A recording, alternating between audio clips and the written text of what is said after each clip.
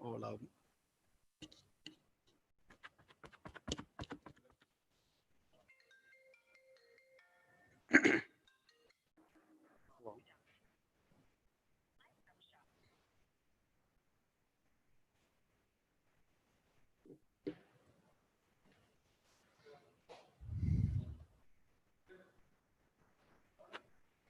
Dr. Joy has to come now. Joy has not. Joy has to join. Dr. Seema is already there. Yeah.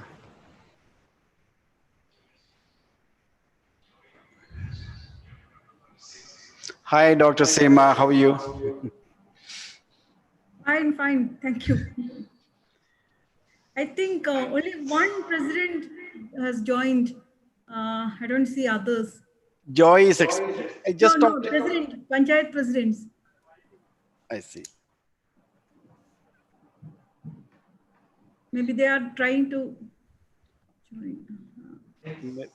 Miraj may be able to help us with it now. Miraj, could you please ensure that all the panchayat members are there, all the local body? Hello. Joy has joined, right? Okay.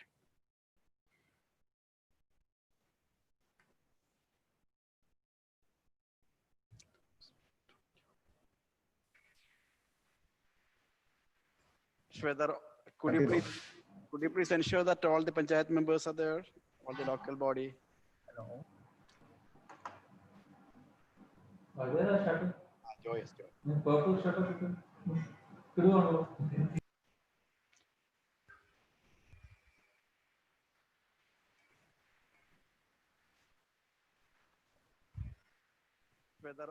Could you please ensure that all the... Sir, we can start. Okay. Yeah, we are ready from this side. Good afternoon, everyone. Back to the national webinar series on local governments for sustainable development. Good practices from Kerala. This time, we have a slightly different and innovative program being webcast today. It's on innovative water conservation practices in the local self-governments of Kattakkada Legislative Assembly Constituency. See, this is very important, especially because here we see how Assembly Constituency, MLA, local assembly, legislative assembly member, and 22 departments come together with the panchayats, gram panchayats and the block panchayats. So it's a model of convergence, integration, and also water conservation practices. So today we are also fortunate to have Dr. Mihir Shah, former member of the Planning Commission, who will be inaugurating this webinar series today. And the presentations will be right from the MLA Sri I.B. Satish, the MLA of Kattakkada constituency, then Sri Nisamuddin, the Land Use Commissioner of Kerala, who has been actively involved right from the planning stages of this program.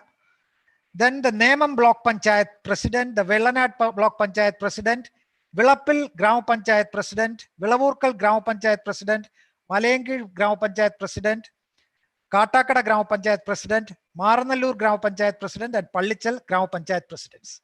So they'll all be there, the elected representatives and the officials will be there. And as panelists, we have Dr. Srikumar Chattopadhyaya, who is a former scientist at the National Center for Earth Sciences Studies and presently the professor at the Gulati Institute. Srimati Rani, we are the senior hydrogeologist of the Central Groundwater Board, and Professor N.C. Narayan from IIT, professor from IIT Bombay. So now, once again, I welcome the panelists, those who are making the presentations, and Dr. Mihir Shah, and of course, who are watching us all these times, all these weeks. And we are happy to note that there's been increasing number of viewers for this program. Every Saturday at 2:30, we have this webinar series, National Webinar Series on Local Governments for Sustainable Development. Now, I invite Dr. KJ Joseph, the director of Gulati Institute, to welcome and introduce Dr. Mihir Shah. Over to Dr. Joseph. Thank you, Dr. Joy. Good afternoon to all of you. Dr. Mihir Shah, Sri I.B. Satish, MLA of Kattakkada, all the local self-government representatives who are participating and making their presentations. Thank you, Dr. Joy. Experts who are acting as panelists, Dr. Sri Kumar Chattopadhyaya, Srimati Rani VR, and Professor N.C. Narayanan. I'm extremely happy to say that today we could not have got a better person other than Dr. Mihir Shah to inaugurate this particular webinar, which is going to deliberate upon the experience of a particular assembly constituency with respect to water conservation practices. It is rather difficult to briefly introduce Dr. Mihir Shah.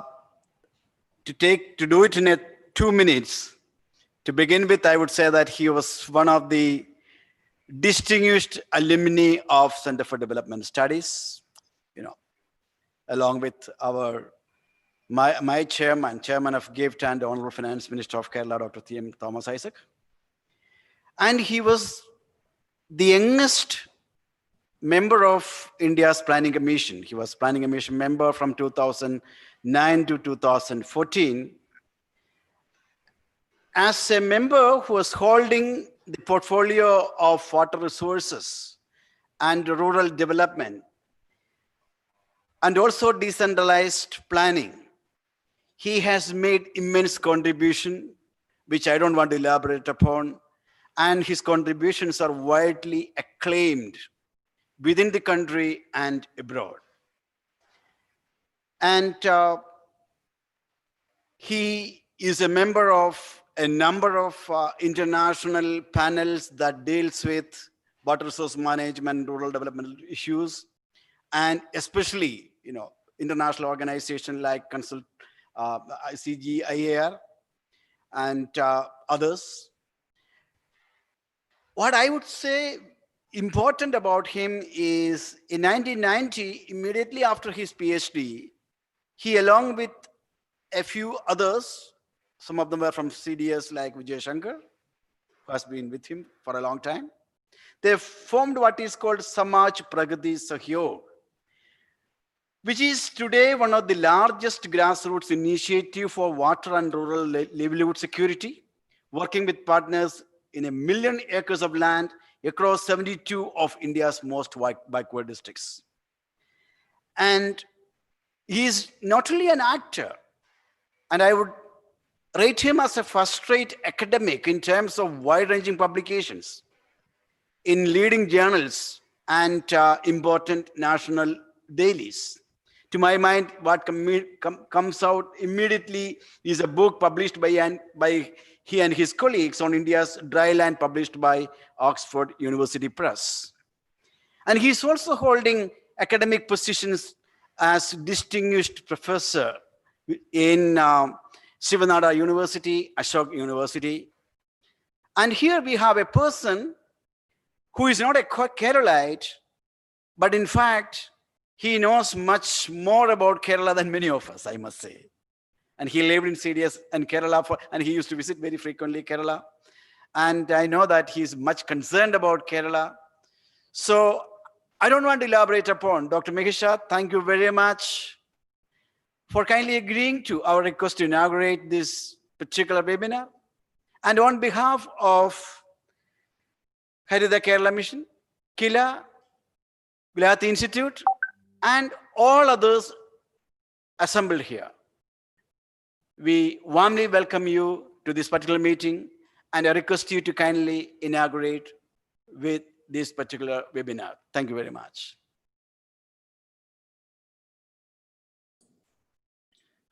Thank you so much, Dr. Joseph, for those kind words of introduction. Actually, for me, it is a great pleasure and privilege to be back in Kerala with all of you. Because as you said, for me, Kerala is like a second home. I spent 7 of the best years of my life between 1978 and 1985 at the Center for Development Studies in Kerala. And I would say the foundation of all the work that I've done in my life, all the learning that has happened for me during those 7 years when I was a student, and then I briefly was teaching also at the Center for Development Studies. What I also want to do is to thank you for organizing this webinar, because in my view, Kerala is the great teacher of the world. You know, in my understanding of the problems of the world and the way forward, Kerala has always been a pioneer in showing us the direction we must take. Whether it is a question of decentralized governance, whether it's a question of people science, the kinds of civil society action that must support the actions of governments, Kerala is an exemplar in each of these respects. And I believe that the work that is now happening on the ground on water could also become an example for not only India, but the rest of the world to follow. That is my very fervent belief in the power of the people, of what the people of Kerala do. And I'm here just to share a few reflections, because I greatly admire the work that is being done. I just thought I'll share what little understanding I have of water from having studied the problem across the country, and also, as Dr. Joseph said, in Kerala. See, I think the question we must ask ourselves is, why is it that a state with such abundant water resources, with so much rainfall that Kerala has, why do we have a water problem? And actually that question can be asked of the entire country, because almost throughout India, except few of the desert areas, I would say, we have more than enough water to meet all our requirements. I don't think the problem is actually a water shortage. The problem is of our management of water, of our governance of water. What is it that we have done in terms of water policy and water strategy? I think those are the questions we must ask. And that is where I have been speaking since I was Member Planning Commission of a paradigm shift in the way India manages its water resources. And I think, again, as I said, Kerala can be an outstanding example of the kind of paradigm shift that we require. Now, just a brief, few points about the particularities of the water situation in Kerala, or the nature of the water resources in Kerala. See, what I'm saying is, unless we understand the nature of water and then decide upon the strategies to manage water, we are bound to go wrong. And I think we have fundamentally made that mistake. It's not only in India, all over the world we are now realizing. And the corona crisis, actually the pandemic, is making us understand that unless we realize, and so many of you are economists here, and I'd like to humbly request all of you to please acknowledge that the economy is only a small part of the larger ecosystem. And unless we understand the nature of the ecosystem within which the economy operates, we are likely to go wrong. And I believe in many of our developmental initiatives, which have to be put within quotes, because if development happens without reference to the ecosystem within which development happens, the ecology that we have inherited, I think the outcomes that take place can sometimes be contrary to those which we were hoping for when we adopted those strategies. Now, the first thing I think we need to understand is that Kerala, in terms of decline in groundwater levels, is now number 3 after Tamil Nadu and Punjab in India. We have the third, if you like, most serious groundwater crisis in Kerala. And as I said, if you want to understand why this crisis has become so acute, Dr. Charupadhyay is here, Srimati Rani is here, they know this better than I do, that you have to study the hydrogeology of the state. And at least from what I have understood, a very high proportion, from my understanding, nearly 88% of the state is occupied by crystalline rocks. So the nature of the rocks and the soil that we have below the ground actually determines the rate of natural recharge. That when the rain comes, how fast or how slowly it is going to recharge the storehouse of groundwater below the ground, that is called the aquifer. So we have to keep in mind that in a state, and this is true, 2/3 of India, 2/3 of India has hard rock formations. And hard rock formations are those which have very low rates of groundwater recharge. So the water table, if you extract water from the ground, to recharge the water table takes much longer in these parts of the country. So we have to be very careful in the way we extract water from the ground. Because if we don't do that, if we do not do very careful demand management of water, so to speak, supply side solutions will run out of steam.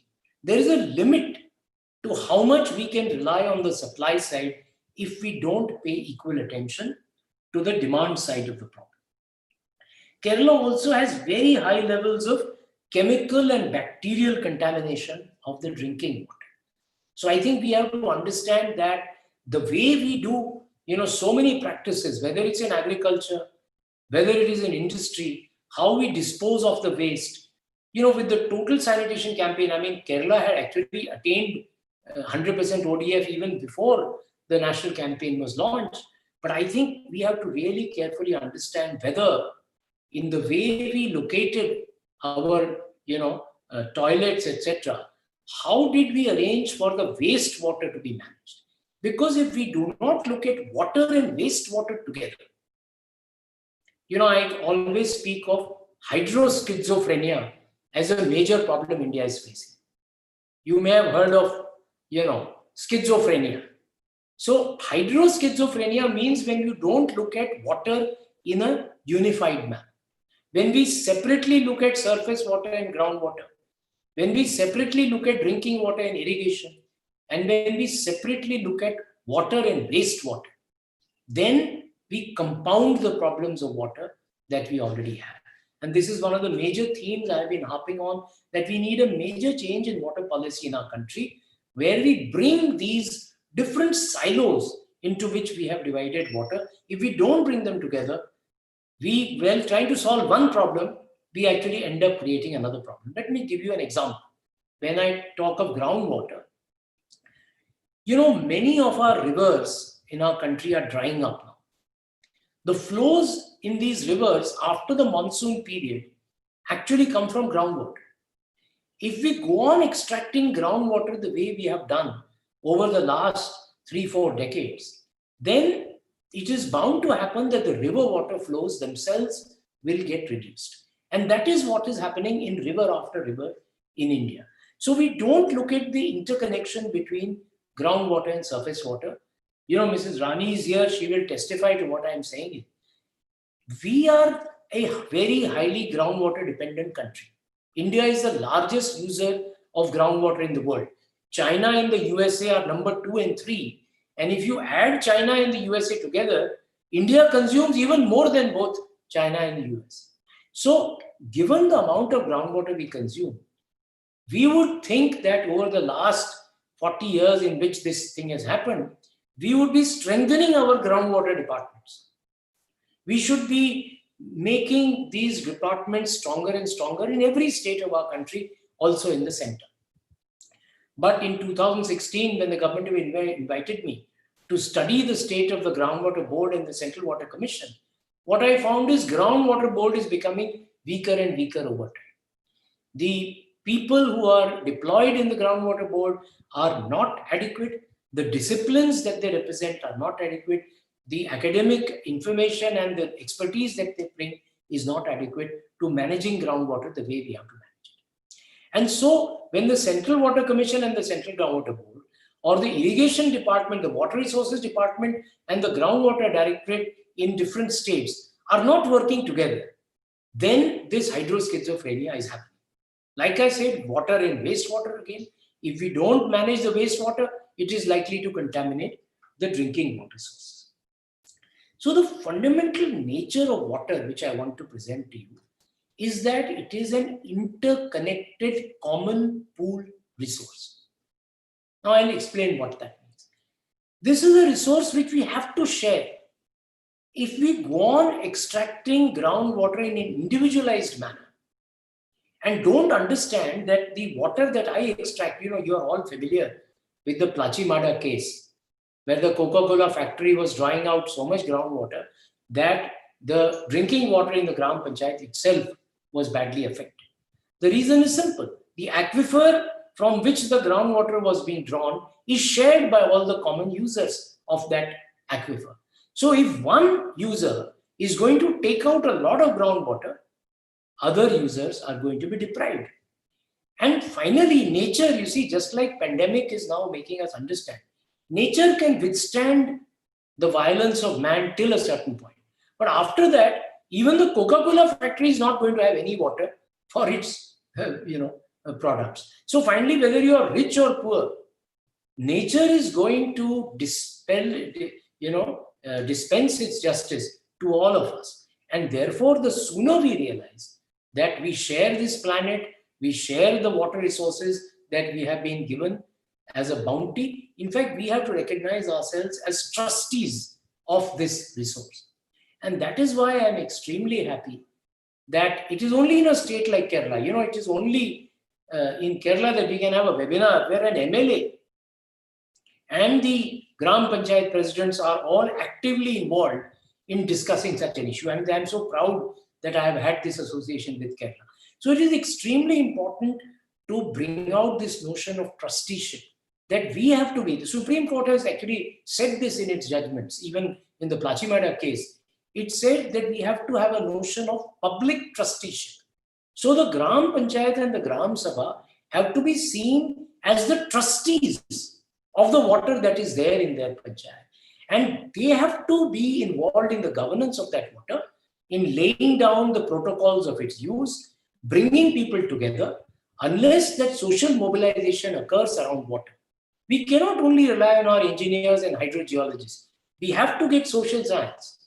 I'm very keen that social scientists must understand that they have a big role to play in the management of the water resources of this planet. And we have to involve ourselves in showing the best ways of evolving strategies for management of water, because this is a common pool resource. People have to come together to manage this resource. Now, I'll give you some examples from the situation in Kerala itself. Now, when we look at the Western Ghats, I cannot think of a richer repository of natural resources than the Western Ghats. But what we have done in our, again, this hydroschizophrenia, we don't understand the role that the Western Ghats are playing in providing us the water that we have. I'll give you an example actually from a very different context to help you understand how thinking on water has evolved. I'll give you an example from a very different context, the city of New York. Now, you may be surprised to know that where does the city of New York get its water supply? It is being able to get its water supply because the farmers in the catchment areas of the city of New York are being paid for the ecosystem services they provide by preserving the catchment area in a pristine form, which means they will not engage in chemical agriculture. They will not undertake destructive activities in the catchment areas, because if they do that, there will be soil erosion, there will be water pollution, and the water flow to the city of New York will not happen the way it should. So when I come to Kerala, I look at the Western Ghats, I say, like Kashmir, I feel about Kerala and Kashmir. These are two classic case studies where the ecosystem service model can be implemented, where we must mobilize the people, to get together, and we must actually incentivize them to protect these pristine catchment areas. There are very few left now. In the world, there are very few left, but the Western Ghats is one of them. We must preserve the strength in the Western Ghats for providing us this flow of clean water, because we who live downstream in the cities and villages of Kerala, we owe the water that we have to what is coming from the hills around us. And therefore, we must understand that a river or a water source is only as good, only as healthy as the catchment area from which the water comes. If we don't protect the catchment area is what? Is the area from where a river catches its water. A water body catches its water. We catch that water, but we don't protect the health of the catchment area. We are not going to get the water that we were used to getting in the decades before us. Similarly, if you take, the city of Alapura, pardon my pronunciation, I did learn a little bit of Malayalam when I was there, but it's all very rusty. The fact is, it is the Venice of the East. And my friend Dr. NC, I hope he has joined. He's doing exemplary work with his students to revive the local water bodies, like all of you are doing in your Gram Panchayats. Now, why is it so important to do this work on local water bodies? See, one is obviously that it's a source of water. Directly, we can use that water. It's a very important source of groundwater recharge. When we are talking of the groundwater crisis, we need to revive and rejuvenate our water bodies. All over India, there have been traditional water bodies. What have we done? In the name of development, we have encroached upon them. We have encroached upon the main water body. We have encroached upon the channels from which the water flows into that water body and out of that water body. If you do that, what is the consequence? In the last 20 years, I have actually documented this year after year in city after city.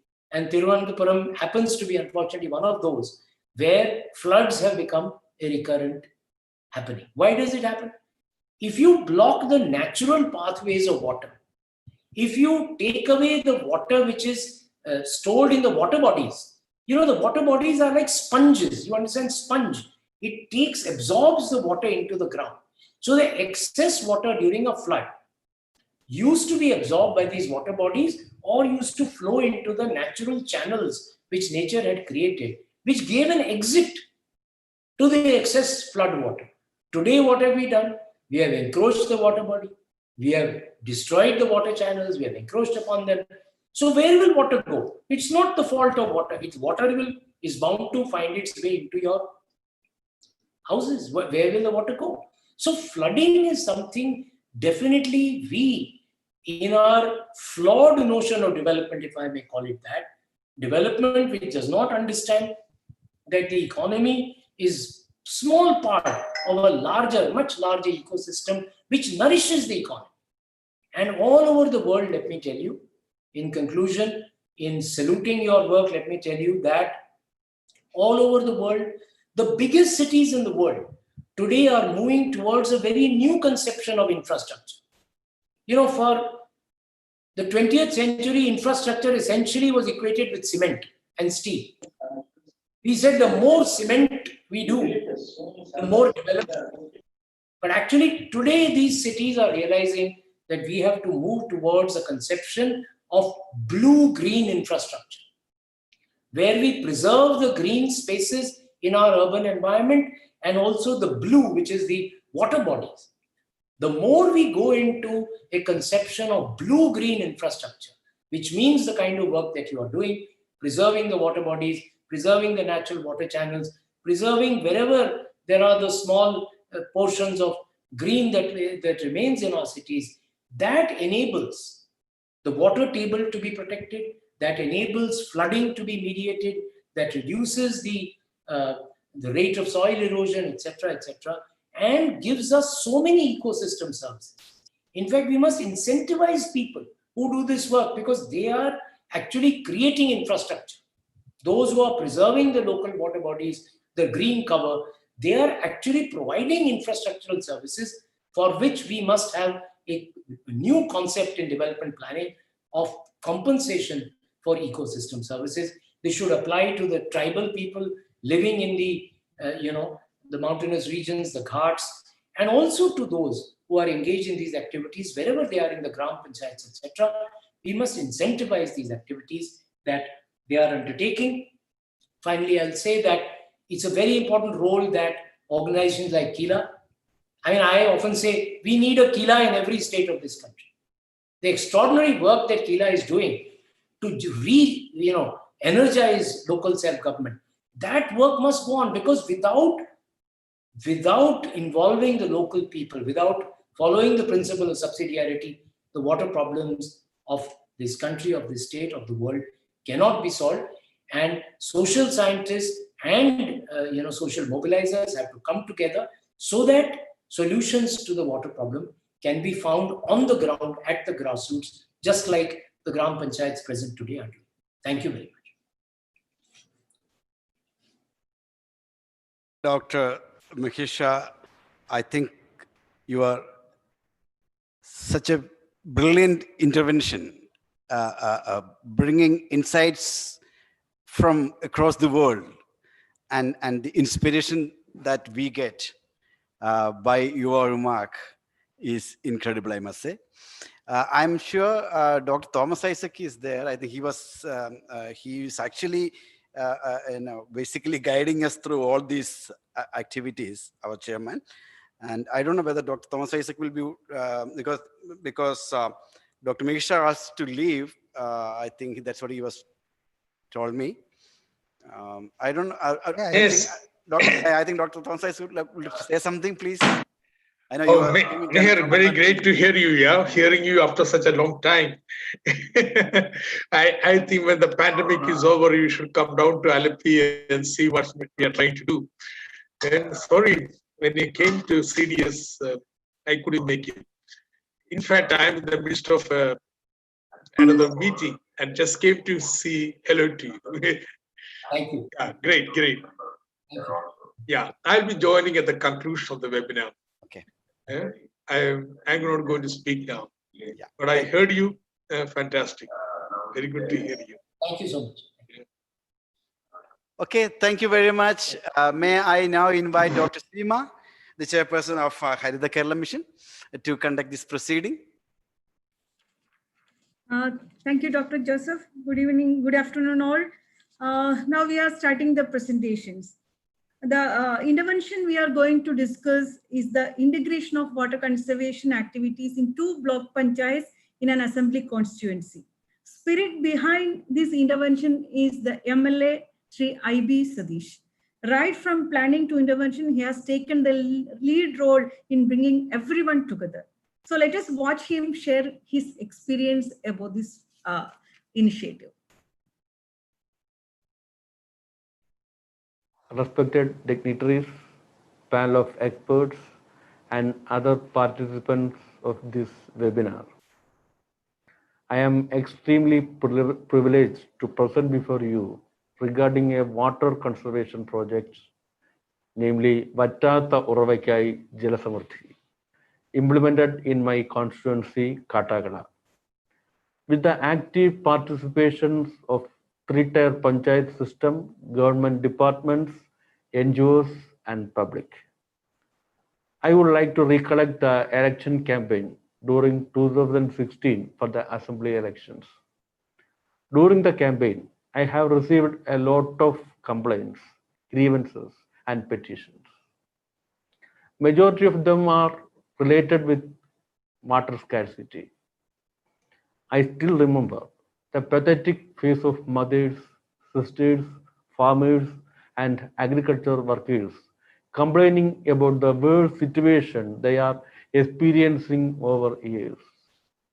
The situation in agriculture sector and drinking water sector was also the same. Paddy cultivation was limited to very small area. Almost all the drains and ponds starting drying up by the end of November itself. So we decided that our first and foremost priority will be to attain self-sufficiency in water. We were in total dilemma. How to begin? Where to begin? Really, the vision was so challenging. We sat together in Dwarka Auditorium in July 2016. Everyone who participated sharing their agonies. The availability of drinking water is in an alarming stage. We also realized that there is no ready-made solution for this. Then our discussions, researches, and readings were focused in this issue. Almost all the courtesy tags and discussions automatically step into the water issue knowingly or unknowingly. The matter was brought to the notice of the district collector. Collector convened a series of meetings with the officers working in these fields. Elected people's representatives and government departments and other organizations responded very positively at all stages. Preparation of a scientific water resource management plan itself is a proud story of this people's movement. Kerala State Land Use Board took the lead. Kudumbashree workers, volunteers, and MGNREGS workers collected the details on water-related problems in 122 wards. Now, we had a comprehensive document on water resources. Entire document, along with all maps, is available in website also. That is www.jalasamarthi.com. Our mantra is to collect rainwater where it falls and replenish groundwater. Water literacy campaign on reduce and reuse of water was also organized. The role of youth needs special mention. Water clubs were formed in all 68 schools. Water parliaments and water assemblies led directly by students became national models. A warm greetings to one and all. Myself, I am Alaina Jasmine Seth, and I completed my plus 2 at DVM NNM HSS Marnallur, Kattakkada. And I would like to say how students of school involved in the activities of Jalasamriddhi project. My state Kerala is prospered with water. My state is rich in the matter of pure water reservoirs and water conservatives. Kattakkada is a small place of Kerala that is my homeland, and I feel proud of it. I honor to be a part of my land, that is, it become an embodiment to this world in the path of water conservation. As a student who delegates the new era, I am surprised about the activities of Kattakkada area. Within the pace of activities of water conservation of Kattakkada, water conservation activities were conducted with the unity of students. We conducted seminars and awareness classes with the help of NSS unit and water club. Sri I.B. Satish MLA of our Kattakkada constituency was the first who helped us and encouraged us as we stand for the future generation. Also, we conducted student parliament, which was a water parliament, and it helped vehemently to set up pits for rainwater at school level and houses for the students. And also it indeed grant a lot of to clean dirty canals and pools under NSS activities and water club. We also collected water from wells of the students, houses and schools, and it was checked with the help of groundwater authority. And also we conducted some study tours, which is based on various water reservoirs, and also we conducted vacation awareness classes. I feel proud of my land to become the embodiment of the world, and I'm concluding my words. So we shall pledge that we should keep up our water reservoirs to get back. Thank you. District administration and three-tier panchayats were very active with the people in this water conservation drive. A variety of water conservation activities have been implemented, including artificial recharging in institutions, new farm ponds, regeneration of streams and ponds, revival of paddy lands, innovative models of water conservation, etc. Some of the activities will be presented by the Grama Panchayat presidents. Water quality testing was done in all wards with the help of Grama Panchayats and various departments, including student community. There exist 287 kilometers of streams in the constituency from first to fifth order. Majority of the streams where temporarily check dams are constructed for regulating the flow of water. Has tuned perennial. More than 43,000 wells are the important sources in the constituency. Water augmentation was successful in increasing groundwater availability. Well recharging through rainwater harvesting widens the aquifer around existing wells and enriched the water sources. Artificial recharging was completed in all public institutions. We are proud to inform that Kattakkada is the first constituency to complete the artificial recharging in all public institutions. Construction of 327 new farm ponds has strengthened the groundwater aquifer. With undulating terrain and high drainage density, farm ponds was suggested as a best option. We adopted it. This has shown positive results. Innovative location-specific activities had produced good results. Of the 152 blocks in the state, the number of safe blocks has dropped from 130 to 118 in the last 5 years. At the same time, Nema block, which is part of the constituency, has moved from semi-critical to safe zone. Studies show that groundwater level has improved over the last 3 years. People themselves testify that the water level in their wells has improved. Kattakkada Jala Samriddhi proved that water resources development is not possible with standalone programs. Resources become endless when departments and local self-government institutions come together in a harmonious way. The leadership of local self-government is an important factor in success.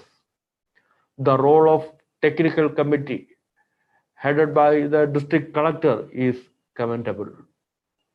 We, Team Jala Samriddhi, is really proud to inform you that in the 4th edition of the World Reconstruction Conference held in Geneva during May 2019, Kattakkada Jala Samriddhi was introduced as a noble, integrated model of water conservation by Paul van Meel, team leader of Dutch Risk Reduction Team. Kattakkada Jala Samriddhi was implemented during last 4 years with the technical and financial support of different agencies. Now it is a self-speaking model of convergence. Convergence of activities is made possible. Convergence of departments is also made possible. This helps to achieve maximum results. Before I conclude, I request the esteemed panel of experts and participants to express your views and suggestions so that fine-tuning can be done in future. Thank you very much for your patient hearing. Thank you. Thank you, dear IB Sadish MLA. Now we are moving to the technical presentation of the project Jala Samriddhi. Water conservation is an activity that requires a lot of planning. Watershed plans, designs, IEC activities, sustainability issues. There are several aspects. Sri Nizamuddin, Land Use Commissioner of Kerala, led the technical team and ensured their integration. I would like to invite Sri Nizamuddin, Land Use Board Commissioner, to do the presentation. Respected dignitaries, panel of experts, and my dear friends. As our Honorable MLA has already explained to you regarding the Vattata Uravekka Jal Samriddhi project, which is a flagship water conservation project implemented in the state of Kerala in Kattakkada Legislative Assembly constituency with the help of panchayats, line departments, and user agencies and other user agencies. I'll be just talking to you about the scientific aspect, or how this project has been scientifically planned and executed in this particular constituency, watershed ways, as well as based on the other parameters. As you are seeing here, see, this is the constituency, which is located on banks of both the rivers. The river which is flowing on the upper side is the Karamanayar, and the other side is the Mihir. So a constituency which falls in between two rivers, which itself calls for the necessity of a watershed-based planning. Why? Because the distance from the ridge to the river, as you see in this particular picture itself, is very limited. In addition to that, I'll just go to the parameters of the Kattakkada Legislative Assembly constituency, which it has an area of 11,380 hectares, which means 113 square kilometers. Once it has been prosperous and have sufficient water availability, but now the water availability has been going down very sharply. It has the presence of two rivers. Nearly 287 kilometers of streams are there, first order to fifth order, and we are having 31.54 kilometers of Nayar irrigation channel and 314 ponds in this particular small area of 113 square kilometers. And this particular constituency has 6 gram panchayats, 122 gram panchayat wards, 14 micro watersheds in 2 river basin, 9 in Nayar as well as 5 in Karamana river basin, and the total households is nearly 60,000. See, from this particular picture itself, you can see what is the terrain of that particular area. It is very undulating terrain, and the drainage density is very high. And the major problems which has been identified as part of the survey for the preparation of watershed management plan is lowering of groundwater table, drying up of wells, then the land use changes, destruction of small hills, very undulating topography, very high drainage density, and a very peculiar parameter is the reduction in the paddy area. I'll show you the statistics in the coming slides. And the water quality is also being affected. Even the salt intrusion has been noticed in some areas inside the constituency.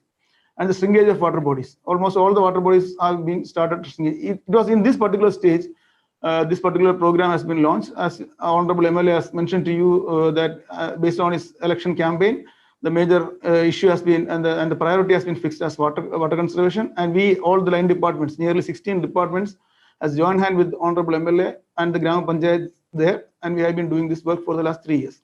See, from this itself, we can see this is the major sub-watershed. See, 2K, 27, A, B, and C. That these three constitute 27 the sub-watershed of Karamana River, which is almost 40% of the total area of the constituency. So, for the first work has been initiated in this particular micro watershed. I will show you the maps in the coming slides. See the relief. It goes from 0 to 260 meters above mean sea level. And the slope categories also, you can see nearly 70% of the slope is from 5 to 35%, which calls for the urgent soil and water conservation measures in the entire field.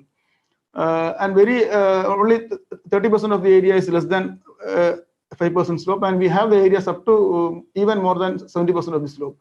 See the status of paddy lands. I have shown you in the others. I explained to you in the last slide. See, we are having nearly 1,416 hectares of paddy lands, of which the present paddy land is only 124 hectares, which means only less than 10% of the area is still remaining as paddy land, and the all others has been converted to the other crops, including seasonal as well as perennial crops. See, these are the thematic maps which has been used for the study purpose.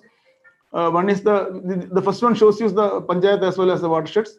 see how the watersheds and the panchayats has been related. You can see the 6 gram panchayats in 6 colors, and the watershed boundaries are overlaid over this. And this is the major sub watershed which covers almost all the which comes into part of almost all the gram panchayats. See the drainage density.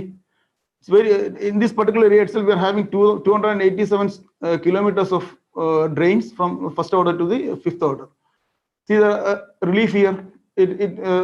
These are the areas which have high relief, and the slope also. See this pink color shows the strongly sloping area, and this dark green shows you the area which needs high soil and water conservation measures. So almost 60% of the area is under this particular category.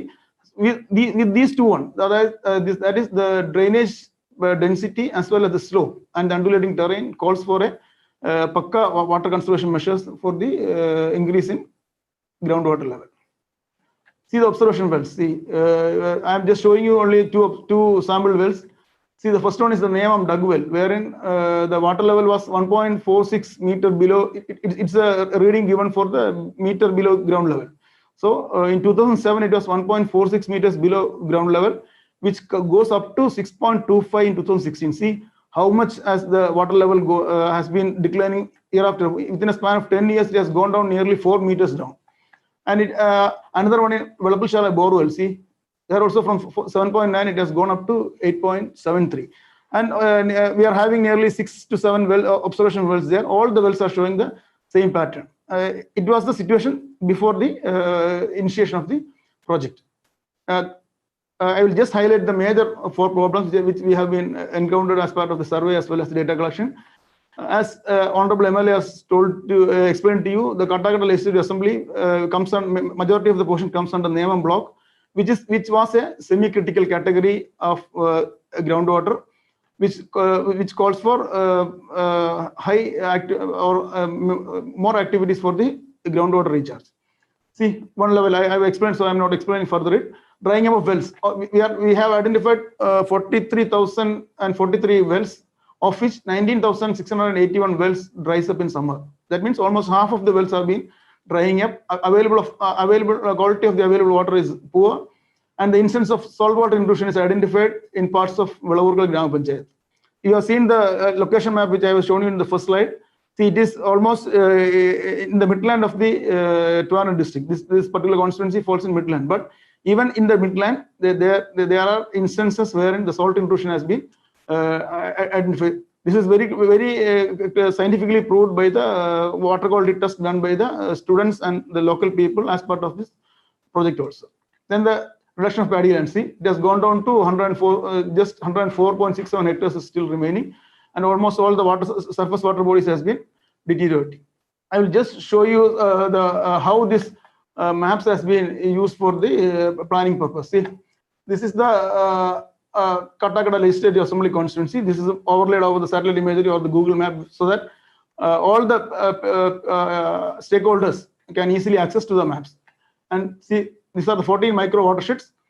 If you click on the watershed, it shows, see, it is 2K27B, which comes in the Kattakkada River Basin. See, from this particular map itself, we can see this is the major micro watershed, and these 3 constitutes the sub watershed, 27A, 27B, and 27C. So what we have decided is that we will go to we'll have plans right from this first one. So how the plan has gone? See, I will show you the drains also. See what is the drainage density here. See, with the undulating terrain and this kind of drainage network or high density drains, the water which falls in the surface will be easily washed to the rivers, and you can see both the rivers on both sides. So from here, see, one watershed is only from here. The ridge is here and the drain is here. So the distance is very slow, so that the water very easily flows to the other side. See, we have identified all the ponds. See, these are all the 641 ponds. And if you just click on the pond, if you click on this particular pond, you can see the name of the pond, in which watershed is there, in which ward is, likewise all the informations are there. I'm not going to the details of that because the time is very limited. I will show you the activities which has been taken up, how scientifically we have, see, this is the major watershed, and we have conducted 3 drainage Nirtara Yatras, where the Honorable MLA has been explained to you. See, these are the three Nirtara Yatras, and this is the first one. Why? Because we have taken this is because this is the major watershed of this area, micro watershed of this area. So we have decided to take right from the beginning to the half portion of that particular area, and almost all the activities has been planned here. In the second year, we have taken this one, and the third year we have taken like this. So you can see that it is the activities has been planned based on the watershed itself. See, and one of the major activities where Honorable MLA has been explaining to you is the groundwater recharging. See, we have taken all the buildings in the ridges. See, this is the ridge line. You can see almost all the buildings are on the ridge line itself. So the priority has been given to the buildings which falls in the ridges, because we normally talk in all the watershed concept that we have to go from ridge to valley. So and that's the truth also. So what we have done is that we have decided we will take the activities right from the ridge to the valleys. So that is the other thing. See, and I will show you the check dams also. See, these are the check dams which has been I will off this groundwater recharge. So see, we have the Nirtara Yatra here. Then we have constructed 5 check dams here. If you click on check dams, you will show the name. See, it is a Mechra check dam where it is constructed. It is like this. The entire plan has been done using this particular by using the application itself or the scientific thematic maps itself. And I will just come to the presentation back. This is a major project. The details will be explained by the Gram Panchayat persons who will be presenting their activities in their panchayats. But it's an initiative of one Honorable MLA. When he has been elected, he has started this program. We had a water source management plan. We had a support of the Harda Kerala mission and the LSGAs and the panchayats. And now we have the visible results also. I will show you some of the results. See, artificial recharging has been done in 40 institutions, wherein in one institutions we have 2 pits like this. We have 2 big pits near the mother well, and which can carry 16,000 liters per day when you receive 1 centimeters of rain. So for 100 rainy days, we will be able to collect 16 lakh liters of water. So into 40 means that much water is being collected every rain per site. And with regard to farm ponds, see, we have 327 farm ponds with an average size of 300. We have the farm ponds which is more than this, but on an average we have on the 300 m3, which varies 3 lakh liters of water. If you receive 100 days rain, almost 30 crores liters of water has been forcefully collected in the last 3 years, which has resulted in the groundwater recharge. Then coming the inland fisheries also, as the slide shows you, we can have the details from that. See, this is the positive results. See, I will show you one well wherein the groundwater level was 8.73 meters below green level. It has gone to down to 8.9 in 2017, but in 18 and 19 it is slowly coming back 8.33 and 7.63. See the Nema well which we have seen earlier, it has gone to 6.75. Slowly it has come to 5.6, 5.3 and 5.2. That means the groundwater level is slowly coming up, which is a positive result. And it is very clearly depicted in this particular slide. See, these are the 11 blocks in Trivandrum district, of which the Nema block, with the majority of the panchayats of this constituency falls. See, it has come up from 73.41 to 69.30. 70 is the mark semi-critical. So now it has turned from semi-critical to the safe zone. That is what Honorable MLA has been explaining to you in his presentation. And these are some of the visible results. See, in 2017, this is the status of the stream when we have started the work. In 2018, we have started small work with the help of MG and RES. And in 2019, these are the check dams which I have shown you in the earlier slide. So from 2017 to 2019, the change you can, the visible result you can easily see here.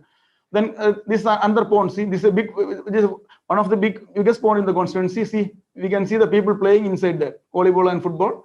And in 2018, we had the activities, and in see the status in 2019 and 20, the pond has been brought back to a actual pond. And this is one of the VCBs which has been constructed. See the quantity of water which is being collected in the stream. You can easily see from this particular picture itself. And we have gone for the water auditing of the institutions also. As a sample, we are done in 8 institutions. That is the 6 Gram Panchayats, 1 block panchayat, and 1 Taluk hospital. and these are the highlights of the results.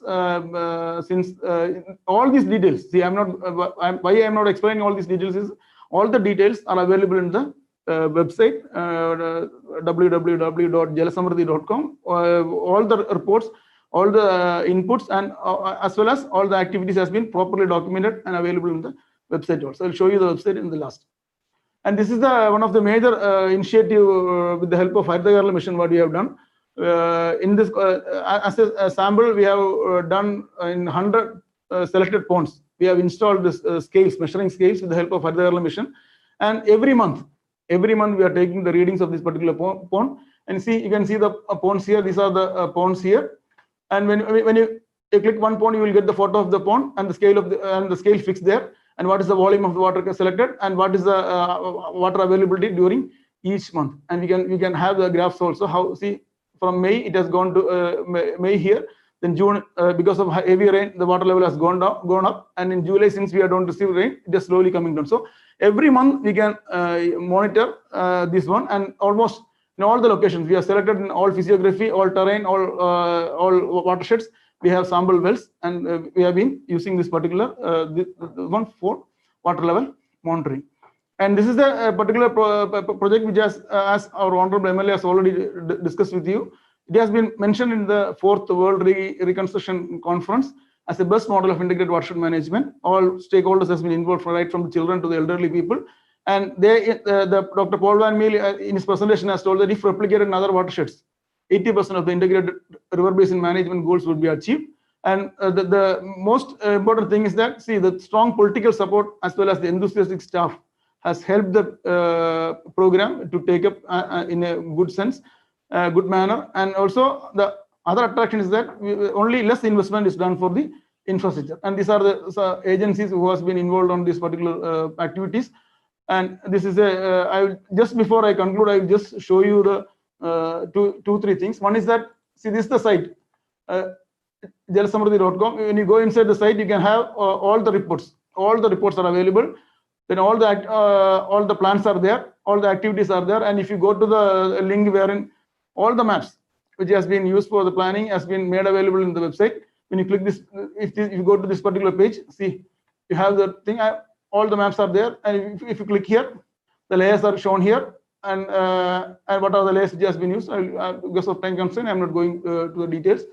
And this is the area where this Haritha Kerala mission application has been done. I will explain to you. See, if you just put your mouse over this, you can see the name of each and every pond. And if you click there, you have the water level here. And if you just keep your mouse here, we can have the water level of every month.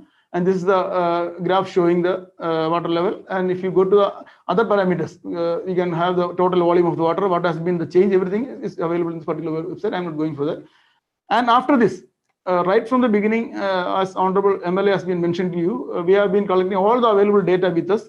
And now the entire data has been plotted in a new portal, wherein all the information right from 2017 to 18 is entirely available here. See, you can have the boundaries, all the boundaries, Gram Panchayat boundaries, ward boundaries, cadastral boundaries, block Panchayat watershed boundaries, micro watershed, everything is there. With regard to natural boundaries, if you put here, you can have the ponds here, see, the ponds, the drains. Then if you come to the paddy lands, even the building footprints, see, it's a very good thing. See, I'll just finish this showing this one. See, if you click the Marnal Panchayat, you can see the building footprints. See, what is the building footprints in that particular area. So likewise, all for the planning purpose, almost all the data is available here. So this particular project is being implemented in the constituency with the help of Gram Panchayats, line departments, NGOs, and general people, with the help of a scientific document which has been prepared by my department, that is Kerala State Land Use Board, in association with all the other departments like soil conservation, irrigation, agriculture, and other departments.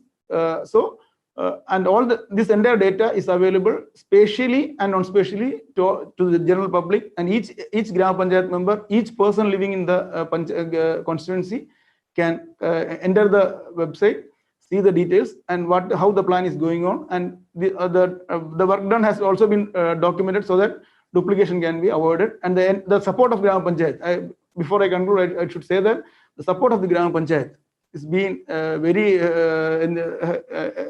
energetic, and they have supported all the activities right from planning to the execution of the programs. So with these words, I just conclude my presentation. Thank you very much.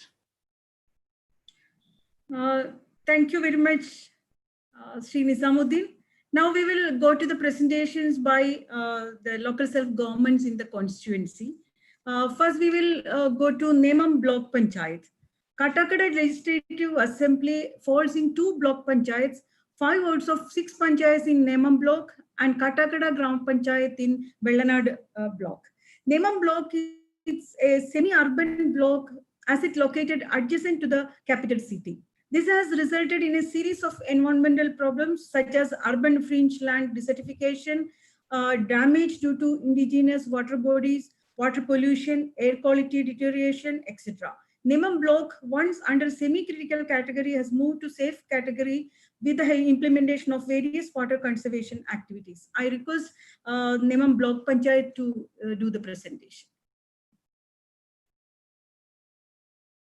Kattakada നിയോജക മണ്ഡലത്തിലെ 6 പഞ്ചായത്തുകളിൽ Nemom block പഞ്ചായത്തിൻ്റെ 5 ഗ്രാമപഞ്ചായത്തുകളും ഉൾപ്പെടുന്നുണ്ട്.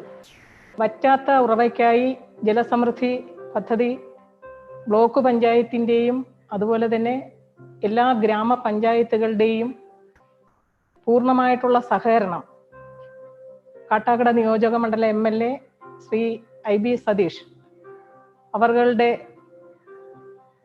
നേതൃത്വത്തിൽ കൂട്ടായിട്ട് നടപ്പിലാക്കുന്നതിന് സാധിച്ചു. ജലവിഭവ പരിപാലന രേഖയുടെ അടിസ്ഥാനത്തിൽ ഏറ്റെടുത്ത പ്രവർത്തനം സർക്കാർ, അതുപോലെ തന്നെ സർക്കാർ ഇതര വകുപ്പുകൾ, ഈ വിവിധ തരത്തിലുള്ള തദ്ദേശ സ്വയംഭരണ സ്ഥാപനങ്ങൾ, ജനപങ്കാളിത്തം ഇവയുടെ കൂട്ടായിട്ടുള്ള പ്രവർത്തനത്തിൻ്റെ ഫലമായി ധാരാളം പദ്ധതികൾ ഈ കാലഘട്ടത്തിൽ നടപ്പിലാക്കുവാൻ കഴിഞ്ഞു. ബോധവൽക്കരണത്തിനായി തന്നെ നിരവധി പ്രവർത്തനങ്ങൾ നമ്മൾ സംഘടിപ്പിച്ചു. ധാരാളം വൃക്ഷത്തൈകൾ വെച്ച് പിടിപ്പിക്കുവാനും അതുപോലെ തന്നെ മഴക്കുഴികൾ നിർമ്മിക്കുവാനും കുളങ്ങളുടെ സംരക്ഷണം, കുളങ്ങൾ വൃത്തിയാക്കുന്നതിന് കൃത്രിമ ഭൂജല സംരക്ഷണം തുടങ്ങിയ ഒട്ടനവധി കാർഷിക മേഖലയിൽ ഒരുപാട് പദ്ധതികൾ നമുക്ക് ഇതിലൂടെ നടപ്പിലാക്കുവാൻ കഴിഞ്ഞു.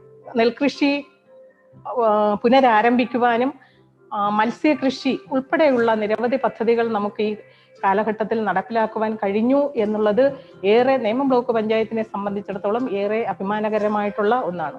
മറ്റൊരു പദ്ധതി എന്ന് പറയുന്നത് ലക്ഷം വൃക്ഷം ലക്ഷ്യം എന്നുള്ള ഒരു പദ്ധതി. അതും ദേശീയ ഗ്രാമീണ തൊഴിലുറപ്പ് പദ്ധതിയുടെയും അതുപോലെ തന്നെ കുടുംബശ്രീയുടെ പ്രവർത്തകരുടെയും സഹകരണത്തോടുകൂടി നമ്മുടെ കാട്ടാക്കട നിയോജക മണ്ഡലത്തിലെ എല്ലാ പ്രദേശങ്ങളിലും വൃക്ഷത്തൈകൾ നട്ടുപിടിപ്പിക്കുന്നതിന് കഴിഞ്ഞു. ഒരു വീട്ടിൽ ഒരു മഴക്കുഴി എന്നുള്ള ആശയം അതിന്റെ ഭാഗമായിട്ട് വാർഡ് സഭകൾ ചേർന്ന് ജനപങ്കാളിത്തത്തോടുകൂടി ഉറപ്പാക്കുന്നതിന് അതിൽ റെസിഡൻസ് അസോസിയേഷനുകൾ, സന്നദ്ധ സംഘടനകൾ, ക്ലബ്ബുകൾ ഇവയുടെ സഹകരണത്തോടുകൂടി എല്ലാ വീടുകളിലും ഒരു മഴക്കുഴി, ഒരു വീടിനൊരു മഴക്കുഴി എന്നുള്ള യാഥാർത്ഥ്യം നടപ്പിലാക്കുവാൻ കഴിഞ്ഞു. ഇതുവഴി നമുക്ക് ജലത്തിന്റെ ദൗർലഭ്യം കുറയ്ക്കുന്നതിനും സാധിച്ചു എന്നുള്ളതാണ്. മറ്റൊന്ന് തോടുകളുടെ സംരക്ഷണം. അതിനെ നീർത്തട അടിസ്ഥാനത്തിലുള്ള നടത്തം നമ്മൾ സംഘടിപ്പിച്ചു. അപ്പോൾ ആ നടത്തത്തിലൂടെ നമ്മുടെ തോടുകളുടെ അവസ്ഥ മനസ്സിലാക്കുവാനും ശാസ്ത്രീയമായി തന്നെ ആ തോടുകളുടെ സംരക്ഷണം എങ്ങനെ നടത്തണമെന്ന് മനസ്സിലാക്കിക്കൊണ്ട് തോടുകളിൽ തടയണകൾ നിർമ്മിക്കുന്നതിന് ദേശീയ ഗ്രാമീണ തൊഴിലുറപ്പ് പദ്ധതിയുടെ ഭാഗമായിട്ട് നടപ്പിലാക്കുവാൻ കഴിഞ്ഞു. താൽക്കാലിക തടയണകൾ നിർമ്മിക്കുകയും പിന്നീട് ഇറിഗേഷന്റെയും അതുപോലെ തന്നെ സാങ്കേതിക വിദഗ്ധരുടെ സഹായത്തോടുകൂടി സ്ഥിരമായിട്ടുള്ള തടയണകൾ നിർമ്മിക്കുകയും അതുപോലെ തന്നെ സന്നദ്ധ സംഘടനകളുടെയും ജനപ്രതിനിധികളുടെയും സർക്കാർ വകുപ്പുകളുടെയും ഏകോപനം ഈ തടയണകൾ നിർമ്മിക്കുന്നതിനും അതുപോലെ തന്നെ ഈ പദ്ധതി നടപ്പിലാക്കുന്നതിനും സാധിച്ചു. മാത്രമല്ല നമ്മുടെ ബ്ലോക്ക് പഞ്ചായത്തിന്റെ വിവിധ പദ്ധതികൾ നമുക്ക് ഈ ജലസമൃദ്ധി പദ്ധതിയിൽ ഉൾപ്പെടുത്തിക്കൊണ്ട് ഗ്രാമപഞ്ചായത്തുകളുമായി സംയോജിപ്പിച്ചുകൊണ്ട് നമുക്ക് പദ്ധതികൾ നടപ്പിലാക്കുന്നതിന് കഴിഞ്ഞു എന്നുള്ളതും ഞങ്ങൾക്ക് അഭിമാനകരമായിട്ടുള്ള കാര്യമാണ്. അപ്പം അതുകൊണ്ട് തന്നെ ഞങ്ങളുടെ ഈ MLAയുടെ സ്വപ്ന പദ്ധതിയായ ജലസമൃദ്ധി പദ്ധതി നടപ്പിലാക്കുക വഴി ഞങ്ങൾക്ക് നെം ബ്ലോക്ക് പഞ്ചായത്തിലെ 7 പഞ്ചായത്തുകളിൽ 5 പഞ്ചായത്തുകളിലും ജലക്ഷാമം പരിഹരിക്കുന്നതിനും അതുപോലെ തന്നെ കാർഷിക മേഖലയെ സംരക്ഷിക്കുന്നതിനും ഞങ്ങൾക്ക് കഴിഞ്ഞു എന്നുള്ളതാണ് ഈ അവസരത്തിൽ ബ്ലോക്ക് പഞ്ചായത്ത് പ്രസിഡന്റ് എന്നുള്ള നിലയിൽ സൂചിപ്പിക്കുവാനുള്ളത്.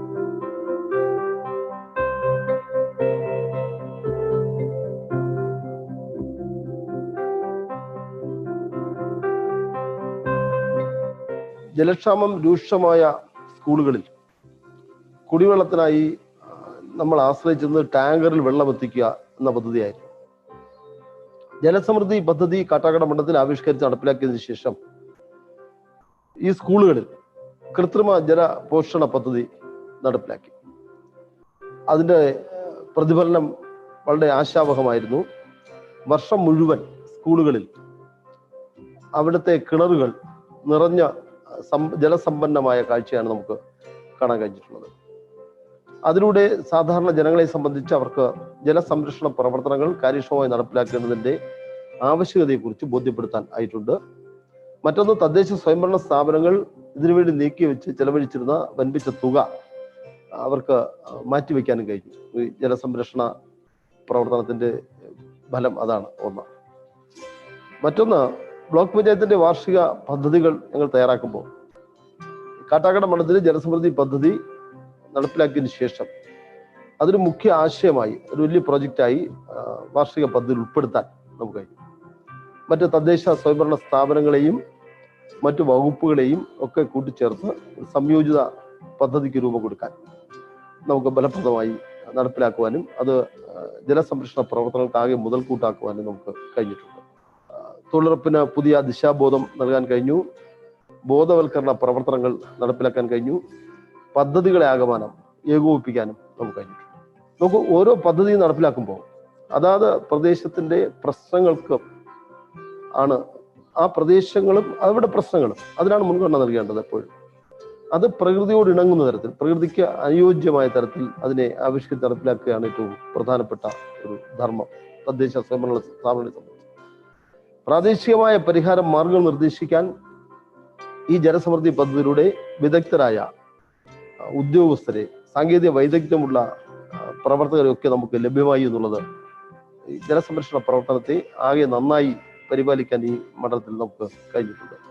ജലസമൃദ്ധി പദ്ധതി ഏറ്റെടുത്ത നേമം ബ്ലോക്ക് പഞ്ചായത്തിനെ സംബന്ധിച്ച് IB സതീഷ് MLAയുടെ നേതൃത്വത്തിൽ നടപ്പിലാക്കിയ പദ്ധതിയെ സംബന്ധിച്ച് അതിന്റെ വിജയം, തിളക്കമാർന്ന വിജയം നേടാനായത് അതിന്റെ സുപ്രധാനമായ കൂട്ടായ്മയാണ്. വിവിധ വകുപ്പുകളുടെ ഉദ്യോഗസ്ഥരെ ഒരു കുടക്കീഴിൽ കൊണ്ടുവരിക, അവരുടെ വിവിധ വകുപ്പുകളുടെ ഫണ്ടുകളെ ഒരു കുടക്കീഴിൽ കൊണ്ടുവരിക, അങ്ങനെ അതിന്റെ ഒരു കൂട്ടായ പ്രവർത്തനം, ജനപ്രതിനിധികളാകെ കൂട്ടായ പ്രവർത്തനം, ഇതെല്ലാം സംയോജിപ്പിച്ചപ്പോഴാണ് ജലസമൃദ്ധി പദ്ധതി കാര്യക്ഷമമായി വിജയിച്ചു എന്ന് നമുക്ക് പറയാൻ കഴിയും.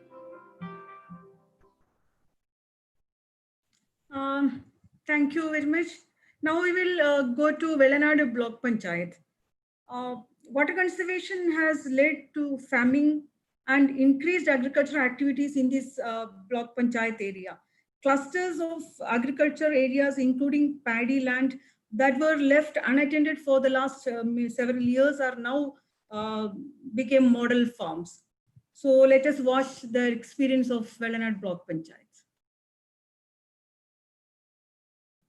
കിലയും ഹരിത കേരള മിഷനും സംയുക്തമായി നടത്തുന്ന വെബിനാറിൻ്റെ ഭാഗമായി കാട്ടാക്കട മണ്ഡലവുമായി ബന്ധപ്പെട്ട ജലസമൃദ്ധി പദ്ധതിയും ജലസമൃദ്ധിയും തദ്ദേശ സ്വയംഭരണ സ്ഥാപനങ്ങളും എന്ന വിഷയത്തെ സംബന്ധിച്ച് ഒരു പ്രധാനപ്പെട്ട സെക്ഷൻ ഈ സെമിനാറിന്റെ ഭാഗമായി നടക്കുകയാണ്. കാട്ടാക്കട മണ്ഡലം ജലസമൃദ്ധിയിൽ നിന്നും ജൈവ സമൃദ്ധിയിലേക്ക് കടന്നിരിക്കുകയാണ്. ഈ മണ്ഡലത്തിലെ 6 പഞ്ചായത്തുകളും 122 വാർഡുകളും കേന്ദ്രീകരിച്ച് ജലസംരക്ഷണത്തെ സംബന്ധിച്ചും അതിൻ്റെ അടുത്ത ഘട്ടമായിട്ടുള്ള ജൈവ സംരക്ഷണത്തെ സംബന്ധിച്ചും അതിനോടനുബന്ധിച്ച് കൃഷിയും അനുബന്ധ മേഖലകളും പുഷ്ടിപ്പെടുത്തുന്നതിനെ സംബന്ധിച്ചുള്ള പ്രവർത്തനങ്ങൾ ഈ കാലഘട്ടത്തിൽ ഏറ്റവും മാതൃകാപരമായി നടന്നു വരികയാണ്. കേരളത്തിൽ ഗവൺമെന്റ് തന്നെ സുഭിക്ഷ കേരളം പദ്ധതിക്ക് നേതൃത്വം നൽകുകയാണ്. ഈ സുഭിക്ഷ കേരളം പദ്ധതിയുടെ ഭാഗമായി 96 ഹെക്ടറിൽ പുതുതായി കാട്ടാക്കട പഞ്ചായത്തിൽ മാത്രമായി മണ്ഡലത്തിൽ മാത്രമായി കൃഷി ആരംഭിക്കുന്നതിന് വേണ്ടി നമുക്ക് ഇതിനകം കഴിഞ്ഞിട്ടുണ്ട്. മാത്രമല്ല, ഒരു നെൽമണി പോലും ഉൽപ്പാദിപ്പിക്കാതിരുന്ന ഈ മണ്ഡലത്തിലെ വിവിധ ഏലാകളിൽ നെൽകൃഷി ആരംഭിക്കുന്നതിന് വേണ്ടിയുള്ള പ്രവർത്തനങ്ങൾ നമുക്ക് ആരംഭിക്കാൻ വേണ്ടി കഴിഞ്ഞു. വികസനം എന്നാൽ മരാമത്ത് പ്രവൃത്തികളാണ്, സൗധങ്ങളാണ് എന്നുള്ള ഒരു കാഴ്ചപ്പാടിൽ നിന്നും മാറി മനുഷ്യനെ ബാധിക്കുന്ന അല്ലെങ്കിൽ നമ്മുടെ സംസ്കാരത്തിന്റെ ഭാഗമായിട്ടുള്ള കൃഷി അഭിവൃദ്ധിപ്പെടുത്തുന്നതിന് വേണ്ടിയുള്ള പ്രവർത്തനങ്ങൾക്ക് നേതൃത്വം നൽകുക എന്നുള്ളതാണ് ശ്രീ IB സതീഷ് MLA ഈ മണ്ഡലത്തിൽ നടപ്പിലാക്കിക്കൊണ്ടിരിക്കുന്ന പ്രവർത്തനത്തിന്റെ പ്രത്യേകത. പലരും വികസനത്തെ വികലമായി ചിത്രീകരിക്കുമ്പോൾ അതിൽ നിന്നും മാറി നിന്ന് മനുഷ്യനെ ബാധിക്കുന്ന പ്രശ്നങ്ങൾ ഏറ്റെടുത്ത് കൃഷി അഭിവൃദ്ധിപ്പെടുത്തി ജലസേചന സൗകര്യങ്ങൾ അഭിവൃദ്ധിപ്പെടുത്തി ഭൂമിക്കടിയിലെ ജലസമ്പത്ത് സംരക്ഷിക്കുന്നതിന് വേണ്ടിയുള്ള പ്രവർത്തനങ്ങൾ നടത്തി അതുമായി മുന്നോട്ട് പോകുന്ന ഒരു കാഴ്ചയാണ് കാട്ടാക്കട മണ്ഡലത്തിൽ നമുക്ക് ഈ കാലയളവിൽ കാണാൻ വേണ്ടി കഴിയുന്നത്. അതുകൊണ്ടാണ് ഈ വെബിനാറിൽ നിശ്ചയമായി കാട്ടാക്കട മണ്ഡലവുമായി ബന്ധപ്പെട്ട് കാട്ടാക്കട മണ്ഡലവും അവിടുത്തെ തദ്ദേശ സ്വയംഭരണ സ്ഥാപനങ്ങളും ജലസമൃദ്ധിയും അതേപോലെ തന്നെ തദ്ദേശ സ്വയംഭരണ സ്ഥാപനങ്ങളും എന്നുള്ള വിഷയം തന്നെ ഒരു ഭാഗമായി വെബിനാറിന്റെ ഭാഗമായി ഉൾക്കൊള്ളിക്കാൻ വേണ്ടി തീരുമാനിച്ചതെന്നാണ് ഞാൻ മനസ്സിലാക്കുന്നത്. ഈ പ്രവർത്തനങ്ങൾ മുന്നോട്ട് കൊണ്ടുപോകുന്നതിന്റെ ഭാഗമായി ജലസമൃദ്ധി പദ്ധതിയുടെ വിജയം അത് ശാസ്ത്രീയമായി തന്നെ ഇതിനകം തെളിയിക്കപ്പെട്ടിട്ടുണ്ട്. കേരളത്തിലെ മറ്റ് ഇതര ഭൂപ്രദേശങ്ങൾ, ഇതര മണ്ഡലങ്ങൾക്ക് മാതൃകയാകത്തക്ക നിലയിലാണ് നമ്മുടെ മണ്ഡലത്തിലെ ഈ പ്രവർത്തനങ്ങൾ ഈ കാലയളവിൽ നടന്നുകൊണ്ടിരിക്കുന്നത്. ഇത് മറ്റ് പ്രദേശങ്ങൾക്ക് മാതൃകാപരമാണ്. Thank you very much. Now we will go to Vilappil Grama Panchayat. The Panchayat has an undulating terrain. Shastambara, one of the tourist spot, is in this Panchayat. Because of the hilly terrain and high drainage density, the Panchayat was badly affected by drinking water shortage. One of the activities which requires a special mention is the revival of a stream by women labor force under MNREGs, which was completely filled for the last many years. So let us watch the story of Vilappil Grama Panchayat. Vilappil ഗ്രാമപഞ്ചായത്തിലെ saint Xavier's high school, Vilappilsala UP school തുടങ്ങി കാട്ടാക്കട മണ്ഡലത്തിലെ വിവിധ സ്കൂളുകളിൽ വേനൽക്കാലത്ത് കുടിവെള്ളം എത്തിച്ചിരുന്നത് tanker ലോറികൾ വഴിയാണ്. എന്നാൽ ഇതിനൊരു ശാശ്വത പരിഹാരം കണ്ടെത്തുക എന്ന അന്വേഷണത്തിലാണ് കൃത്രിമ ഭൂജല പോഷണത്തെക്കുറിച്ച് അറിയുന്നത്. മഴ ലഭ്യമാകുന്ന മാസങ്ങളിൽ ജലം സംഭരിച്ച് ഭൂമിയുടെ ഉള്ളറകളിലേക്ക് ഇറക്കുവാനും അതിലൂടെ ഭൂഗർഭജലം ഉയർത്തുവാനും ജലദൗർലഭ്യത്തിന് പരിഹാരം കാണുവാനും ശാശ്വത പരിഹാരം കാണുവാനും കഴിഞ്ഞു. ജലസമൃദ്ധി റിപ്പോർട്ടിലെ വാട്ടർ റിസോഴ്സ് മാനേജ്മെന്റ് പ്ലാൻ പ്രകാരം മണ്ഡലത്തിലെ ഉയർന്ന പ്രദേശങ്ങളിലെ സ്കൂളുകളെയാണ് ആദ്യം തിരഞ്ഞെടുത്തത്. അങ്ങനെ തിരഞ്ഞെടുത്ത 5 സ്കൂളുകളിൽ ഒന്ന് വിളപ്പിൽ ഗ്രാമപഞ്ചായത്തിലെ വിളപ്പിൽശാല UP സ്കൂളാണ്. പ്രദേശത്തെ മറ്റ് സ്കൂളുകളെ പോലെ തന്നെ ഈ സ്കൂളിലും ടാങ്കർ ലോറികളിൽ ആയിരുന്നു ദൈനംദിന ആവശ്യത്തിനുള്ള വെള്ളം എത്തിച്ചിരുന്നത്. സംസ്ഥാനത്തെ ഭൂഗർഭജല വകുപ്പ് പ്രദേശത്തിൻ്റെ കിടപ്പ്, മണ്ണിൻ്റെ തരം, ചരിവ്, മൺപാറകളുടെ ഘടന എന്നിവ വിശദമായി പഠിച്ച ശേഷം മേൽക്കൂരയുടെ വിസ്തീർണം കൂടി കണക്കിലെടുത്ത് വിശദമായ റിപ്പോർട്ട് തയ്യാറാക്കി. മതിയായ അകലത്തിൽ 2 മീറ്റർ വ്യാസമുള്ളതും 2.5 മീറ്റർ താഴ്ചയുള്ളതുമായ 2 പിറ്റുകൾ കിണറിന് സമീപത്തായി നിർമ്മിച്ചു. അതിലേക്ക് മേൽക്കൂരയിലെ ജലം എത്തിച്ച് സംഭരിക്കുകയാണ് ചെയ്യുന്നത്. തൽഫലമായി കിണറ്റിലേക്ക് ഊർന്നിറങ്ങുന്ന ജലത്തിൻ്റെ അളവ് വർദ്ധിപ്പിക്കാനും കഴിഞ്ഞു. മണൽ, ചരൽ, കരി എന്നിവ നിക്ഷേപിച്ചിരിക്കുന്നത് കൊണ്ടും കോൺക്രീറ്റ് സ്ലാബ് ഉപയോഗിച്ച് മൂടിയിരിക്കുന്നത് കൊണ്ടും ശേഖരിക്കുന്ന ജലം വൃത്തിയായി തന്നെ ആഴ്ന്നിറങ്ങുവാൻ സഹായിക്കുകയും ചെയ്തു. സ്കൂളുകൾ, സർക്കാർ ഓഫീസുകൾ എന്നിവയുൾപ്പെടെ പൊതുസ്ഥലങ്ങളിൽ കൃത്രിമ ഭൂഗർഭ ജലപോഷണം നടപ്പിലാക്കാനായി എന്നത് വറ്റാത്ത ഉറവയ്ക്കായി ജലസമൃദ്ധിയുടെ എടുത്തു പറയത്തക്ക നേട്ടങ്ങളിൽ ഒന്നാണ്. കഴിഞ്ഞ 2.5 വർഷക്കാലമായി ഈ സ്ഥാപനങ്ങളിലെ കിണറുകൾ വറ്റിയിട്ടേയില്ല എന്നത് ശ്രദ്ധേയമായ കാര്യമാണ്. അത് ഈ പദ്ധതിയുടെയും ജലസമൃദ്ധി പദ്ധതിയുടെയും വിജയമായി തന്നെ നാം കാണുന്നു. ജലസംരക്ഷണ രംഗത്ത് പഞ്ചായത്ത് ഏറ്റെടുത്ത് നടത്തിയ പദ്ധതികളിൽ ഏറ്റവും പ്രധാനപ്പെട്ടതാണ് വർഷങ്ങളായി മൂടിക്കിടന്ന ഒരു തോട് പുനർജീവിപ്പിച്ചു എന്നത്. റവന്യൂ രേഖയിൽ അടയാളപ്പെടുത്തിയിരുന്ന ചെറുകോട് കുഞ്ചാങ്കോണം ഏലായ്ക്ക് സമീപത്തെ ഒരു തോട് ഏകദേശം 20 വർഷങ്ങൾക്ക് മുമ്പ് നികന്നു പോയതായി നാട്ടുകാർ പഞ്ചായത്തിന്റെ ശ്രദ്ധയിൽ കൊണ്ടുവന്നത്. ഈ തോട് നികന്നത് കാരണം മഴക്കാലത്ത് നീരൊഴുക്ക് തടസ്സപ്പെടുകയും വെള്ളക്കെട്ടുണ്ടാകുകയും ചെയ്തു. കർഷകർക്ക് കൃഷി ചെയ്യുവാൻ കഴിയാത്ത അവസ്ഥയായിരുന്നു. വർഷങ്ങളായി അവിടെ നിലനിന്നിരുന്ന ഈ പ്രശ്നം ജനപ്രതിനിധികളുടെ മുന്നിലേക്ക് വന്നപ്പോൾ ഉദ്യോഗസ്ഥരോടൊപ്പം പ്രസ്തുത പ്രദേശം സന്ദർശിക്കുകയും MGNREGS പദ്ധതിയിൽ ഉൾപ്പെടുത്തി തോടിനെ പുനരുജ്ജീവിപ്പിക്കുവാനുള്ള ശ്രമങ്ങൾ തുടങ്ങുകയും ചെയ്തു. ഈ തോട് ഉത്ഭവിക്കുന്ന നിലവാക്കോട് കുളം മുതൽ പുനർജീവന പ്രവർത്തനങ്ങൾ നടത്തുകയും വിട്ടിയം തോടുമായി ബന്ധിപ്പിക്കുകയും ചെയ്തു. സമീപത്തെ ഒരു നീരുറവയിലെ വെള്ളവും ഇതിലേക്ക് എത്തിക്കാനായി. അങ്ങനെ നികന്നുപോയ ഈ തോടിനെ വറ്റാത്ത തോടായി മാറ്റുവാനും കർഷകർക്ക് കൃഷി ഇറക്കുവാനും സാധിച്ചു. ഈ പ്രദേശത്തെ പച്ചക്കറി കൃഷി തിരികെ കൊണ്ടുവരാനും സാധിച്ചു. പുനരുജ്ജീവന പ്രവർത്തനങ്ങൾ 29 സ്ത്രീ തൊഴിലാളികൾ ഏകദേശം 1120 തൊഴിൽ ദിനങ്ങൾ കൊണ്ടാണ് സാധ്യമാക്കിയത്. ഏകദേശം 4.8 ലക്ഷം രൂപ ചെലവഴിച്ച് നടത്തിയ ഈ പ്രവർത്തനം ഏറെ ശ്രദ്ധേയമായ പ്രവർത്തനങ്ങളിൽ ഒന്ന് തന്നെയാണ്. Thank you very much. Our next presentation is by Vilavurkal Grama Panchayat. This is the smallest Grama Panchayat in the constituency. Groundwater level in the Panchayat was falling alarmingly, despite receiving moderate rainfall. There are locations where the well water is affected with salt intrusion. Due to the high density of small streams and low-lying terrain, runoff velocity is more in this Panchayat. So I request the Panchayat to do the presentation.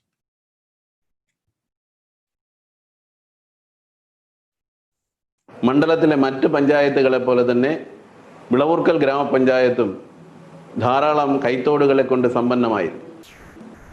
ചരിവ് കൂടിയ പ്രദേശമായതുകൊണ്ട് തന്നെ ഈ തോടുകളിലേക്ക് ഇറങ്ങുന്ന ജലം തങ്ങി നിൽക്കാതെ ഒഴുകിപ്പോകുന്ന ഒരവസ്ഥയാണ് ഉണ്ടായിരുന്നത്.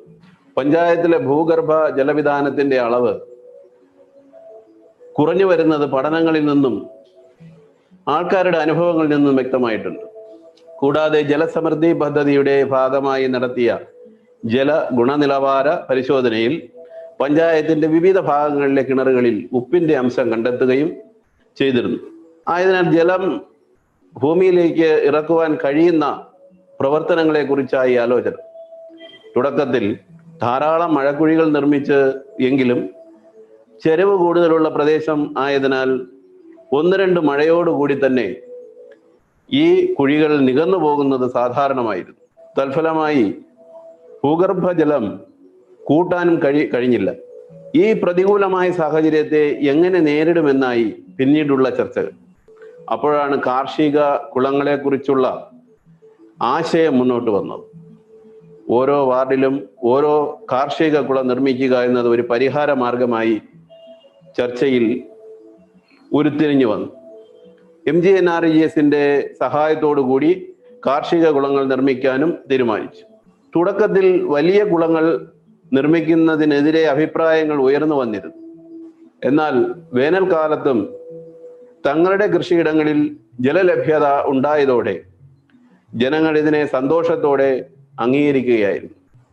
അങ്ങനെ 17 വാർഡുകളുള്ള വിളവൂർക്കൽ പഞ്ചായത്തിൽ 47 കാർഷിക കുളങ്ങളാണ് നിർമ്മിച്ചത്.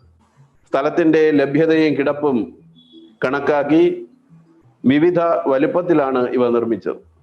10 മീറ്റർ നീളം, 10 മീറ്റർ വീതിയും 3 മീറ്റർ താഴ്ചയും ആണ് നിശ്ചയിച്ചത്. ഓരോ കാർഷിക കുളത്തിലും 300 ഘനമീറ്റർ ജലം ശേഖരിക്കാനാകും. ഈ കുളങ്ങളുടെ വശങ്ങൾ കയർ ഭൂവസ്ത്രം ഉപയോഗിച്ച് സംരക്ഷിച്ചു വരുന്നു. ചില കുളങ്ങൾ മത്സ്യകൃഷിയും ആരംഭിക്കാനായി. ഇത്തരത്തിലുള്ള കുളങ്ങൾ നിർമ്മിക്കണമെന്ന ആവശ്യവുമായി ജനങ്ങൾ പഞ്ചായത്തിനെ സമീപിക്കുന്നുണ്ട്. ഇത് ഈ പദ്ധതിയുടെ ഒരു വിജയം തന്നെയായി നമ്മൾ കാണുന്നു. മണ്ണിന്റെ ഭൂഗർഭ അറകളിലേക്ക് വെള്ളം എത്തിക്കുന്ന വിവിധ പരിപാടികൾക്ക് പുറമെ ജലസംരക്ഷണത്തിന്റെ പ്രാധാന്യം വിളിച്ചോതുന്ന നിരവധി ബോധവൽക്കരണ പരിപാടികളും പഞ്ചായത്തിന്റെ സഹായത്തോടെ നടപ്പാക്കിയിട്ടുണ്ട്. അതിൽ ഏറ്റവും ശ്രദ്ധയാകർഷിച്ച പ്രവർത്തനമായിരുന്നു ജലസമൃദ്ധി കലാജാഥ. MGNREGSന്റെ നേതൃത്വത്തിൽ മണ്ഡലത്തിലെ 30 കേന്ദ്രങ്ങളിൽ മന്ത്രങ്ങളില്ലാതെ മനസ്സുണർത്തുന്നവർ എന്ന പേരിൽ ഒരു കലാജാഥ അവതരിപ്പിച്ചു.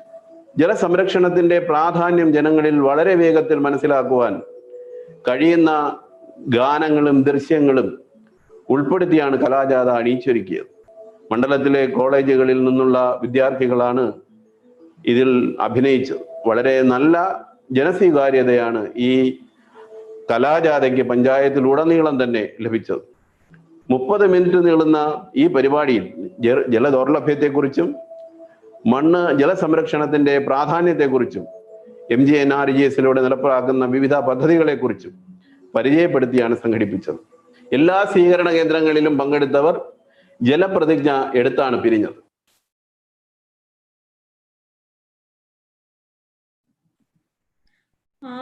Thank you very much. Now, next presentation will be by Malengir Gram Panchayat.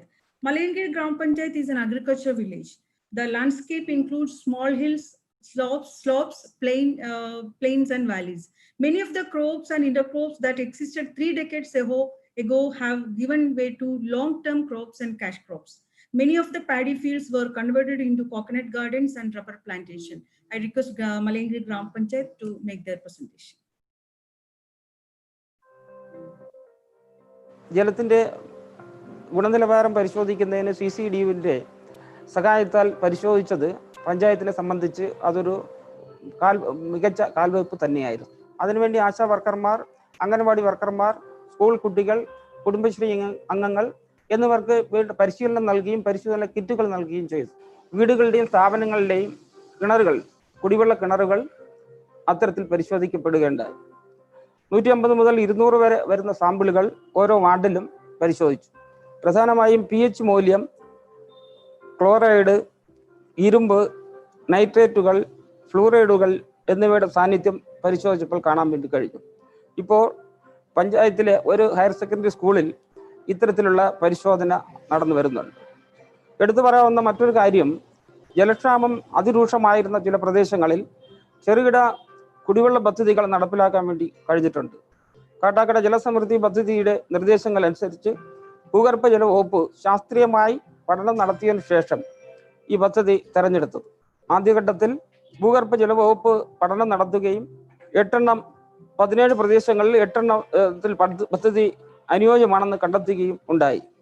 Malayinkeezhu പഞ്ചായത്തിൽ ജലക്ഷാമം രൂക്ഷമായിരുന്ന തേരിവിള, നരസിംഹപുരം എന്നിവിടങ്ങളിലാണ് ചെറുകിട കുടിവെള്ള പദ്ധതികൾ ആദ്യഘട്ടത്തിൽ നടപ്പാക്കിയത്. ഫീൽഡ് പഠനത്തിനും ഗുണഭോക്തൃ സമിതികൾ ഉണ്ടാക്കുന്നതിനും വാർഡ് മെമ്പർമാർ നേതൃത്വം നൽകി.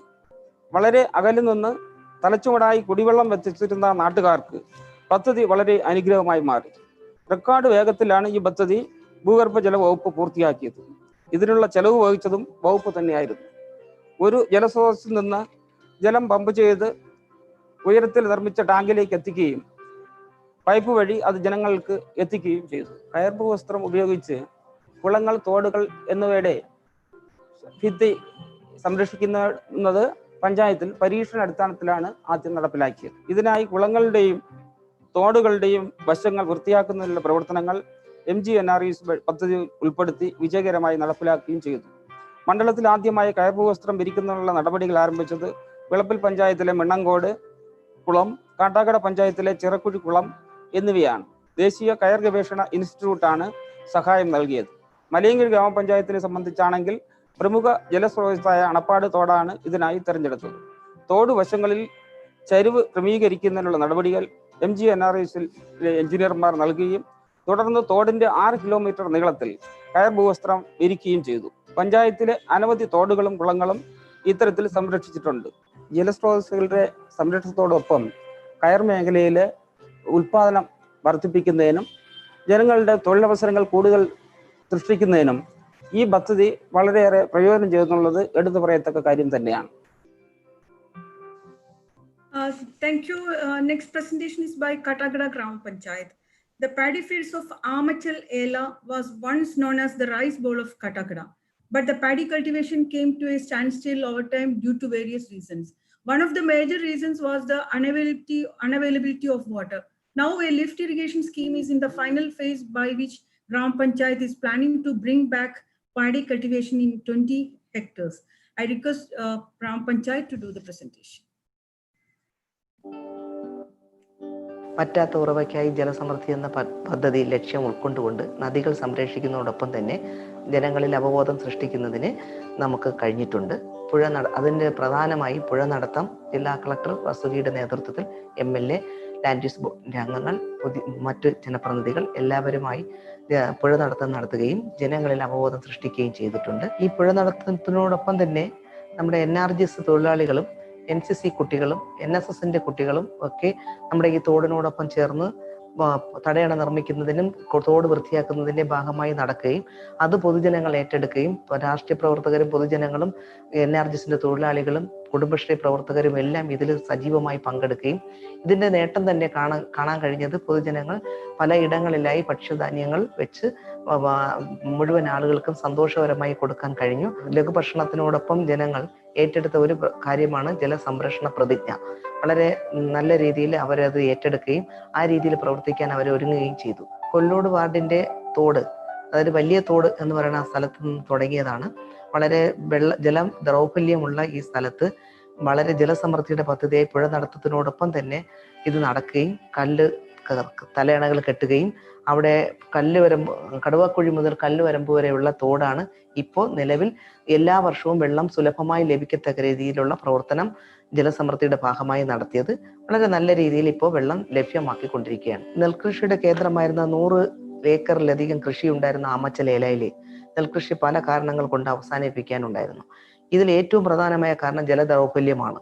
എന്നാൽ ഇക്കാര്യം ബഹുമാനപ്പെട്ട MLAയുടെ ശ്രദ്ധയിൽപ്പെടുത്തി പഞ്ചായത്ത് ജനപ്രതിനിധികളും എല്ലാവരും കൂടെ കൃഷിക്കാരുടെ ഒരു യോഗം വളരെയധികം വേഗത്തിൽ വിളിച്ചുകൂട്ടുകയും 20 ഹെക്ടർ ഏലയിൽ ഏതെങ്കിലും വിധത്തിൽ വെള്ളം എത്തിച്ച് കൃഷി ചെയ്യുന്നതിന് വേണ്ടി ബഹുമാനപ്പെട്ട MLA തീരുമാനിച്ചു. അതിന്റെ ഭാഗമായി ആമച്ചൽ ഏലയിലെ മുതിർന്ന ഉദ്യോഗസ്ഥർ പ്രദേശവാസികൾ പഠനം നടത്തുകയും ലിഫ്റ്റ് ഇറിഗേഷനുമായി ബന്ധപ്പെട്ട് നെയ്യാറിൽ നിന്നുള്ള വെള്ളം നമ്മുടെ പായ്തലക്കുളത്തിൽ എത്തിച്ച് വെള്ളം അവിടേക്ക് കൃഷിയിടങ്ങളിലേക്ക് എത്തിക്കുന്നതിനുള്ള ശ്രമം നടത്തുകയും അവിടെ കൃഷി ചെയ്യുന്നതിന് ജലസേചന വകുപ്പിന്റെ പരിഗണനയോടുകൂടി 93 ലക്ഷം രൂപയുടെ പദ്ധതി തയ്യാറാക്കുകയുണ്ടായി. ഭരണാനുമതിയും സാങ്കേതിക അനുമതിയും എല്ലാം നമുക്ക് ലഭിക്കുകയുണ്ടായി. അതിന്റെ ഭാഗമായി നമ്മുടെ പഞ്ചായത്തിലെ 5 ഏക്കറിൽ ഇതിനോടകം നെൽകൃഷി ആരംഭിക്കാൻ കഴിഞ്ഞിട്ടുണ്ട്. ഇപ്പോൾ വെള്ളം എത്തിക്കാനുള്ള എല്ലാ രീതിയിലുള്ള പ്രവർത്തനങ്ങളും പുനരാരംഭിക്കുകയും അതിനൊരു വലിയ നേട്ടമായി അവിടുത്തെ കർഷകർ നമ്മളോട് പറയുകയാണ് ഉണ്ടായത്. അതുപോലെ തന്നെ നമ്മളെ MGNRGSന്റെ ഭാഗത്ത് നേതൃത്വത്തിൽ കുളങ്ങൾ വൃത്തിയായി സംരക്ഷിക്കുന്നതിന് അതിൻ്റെ രീതിയിൽ നിലനിന്നുകൊണ്ട് ഉൾനാടൻ മത്സ്യകൃഷി ചെയ്യുന്നതിന് വേണ്ടി നമുക്ക് കഴിഞ്ഞിട്ടുണ്ട്. അതിനുശേഷമുള്ള കുളങ്ങൾ 22 കുളങ്ങളോളം നമ്മളിപ്പോൾ മത്സ്യകൃഷിക്ക് വേണ്ടി കൊടുത്തു. 10 ലക്ഷത്തിൽ രൂപ വരെ അവർക്ക് വരുമാനം ലഭിക്കത്തക്ക രീതിയിൽ ഉൾനാടൻ മത്സ്യകൃഷി ചെയ്യുന്നതിന് നമുക്ക് കഴിഞ്ഞിട്ടുണ്ട്. പഞ്ചായത്തിന്റെ 24 കുളങ്ങളിൽ ഇപ്പോൾ ഫിഷറീസിന്റെ വകുപ്പിന്റെ സഹകരണത്തോടുകൂടി മത്സ്യകൃഷി ചെയ്യുന്നതിന് കുളം വികസിപ്പിച്ചു. അതനുസരിച്ച് 200 മുതൽ 10,000 മത്സ്യക്കുഞ്ഞുങ്ങൾ നിക്ഷേപിക്കുന്നതിന് നമുക്ക് കഴിഞ്ഞിട്ടുണ്ട്. വളരെ നല്ല രീതിയിലുള്ള കൃഷി വിപണനം നടത്തുന്നതിനും ജൈവസമർത്ഥമായ കൃഷി ചെയ്യുന്നതിനും കാട്ടാക്കട ഗ്രാമപഞ്ചായത്ത് നേട്ടങ്ങൾ തന്നെയാണ് കൊയ്തിട്ടുള്ളത്. Thank you, President, for the presentation. Next is Maranallur Grama Panchayat. The Panchayat has 52 ponds and 27 major streams in 21 wards. Neyar River flows through the eastern boundary. Right bank canal of Neyar irrigation project passes through this Panchayat. A large number of sacred groves are seen in the Panchayat.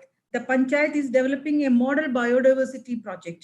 The Panchayat has developed an innovative model of water conservation by tapping flooded water at roadsides to avoid water logging. Let us watch their story. Maranalloor ഗ്രാമപഞ്ചായത്തിലെ ചില ഇടറോഡുകളിൽ ഒട്ടനവധി പ്രദേശങ്ങളിൽ മഴ സമയത്ത് വെള്ളക്കെട്ടും കാൽനട യാത്രക്കാർക്കും പോകാൻ പറ്റാത്ത ഒരു സാഹചര്യം ഉണ്ടായിരുന്നു. അങ്ങനെയാണ് മാറനല്ലൂർ, അരുവിക്കര, പുന്നാവൂർ, അമ്പലത്തിങ്കാല റോഡ് പണി സമയത്ത് പൂവൻവിള എന്ന് പറയുന്ന പ്രദേശത്ത് അവിടുത്തെ സമീപ പ്രദേശത്തുള്ള സ്ഥലവാസികളും അവിടുത്തെ ഗ്രാമപഞ്ചായത്ത് അംഗവും അവിടുത്തെ ഒരു വെള്ളക്കെട്ടിൻ്റെ ഒരു വിഷയമായി ഗ്രാമപഞ്ചായത്ത് ഭരണസമിതിയുടെ മുന്നിൽ വരുന്നത്. ആ സമയത്താണ് ജലസമൃദ്ധി ടീം അംഗങ്ങളുമായി ഞങ്ങൾ ഈ ആശയം മുന്നോട്ട് വെച്ചത്. ഉടൻ തന്നെ ജലസമൃദ്ധി അംഗങ്ങൾ ഈ സ്ഥലം പരിശോധിക്കുകയും റോഡിന് സമീപ പ്രദേശത്തായി ഒരു മഴവെള്ള സംഭരണി ഉണ്ടാക്കുവാൻ വേണ്ടി ആണ് ജലസമൃദ്ധി ടീം അംഗങ്ങൾ മുന്നോട്ട് നിർദ്ദേശം വെച്ചത്.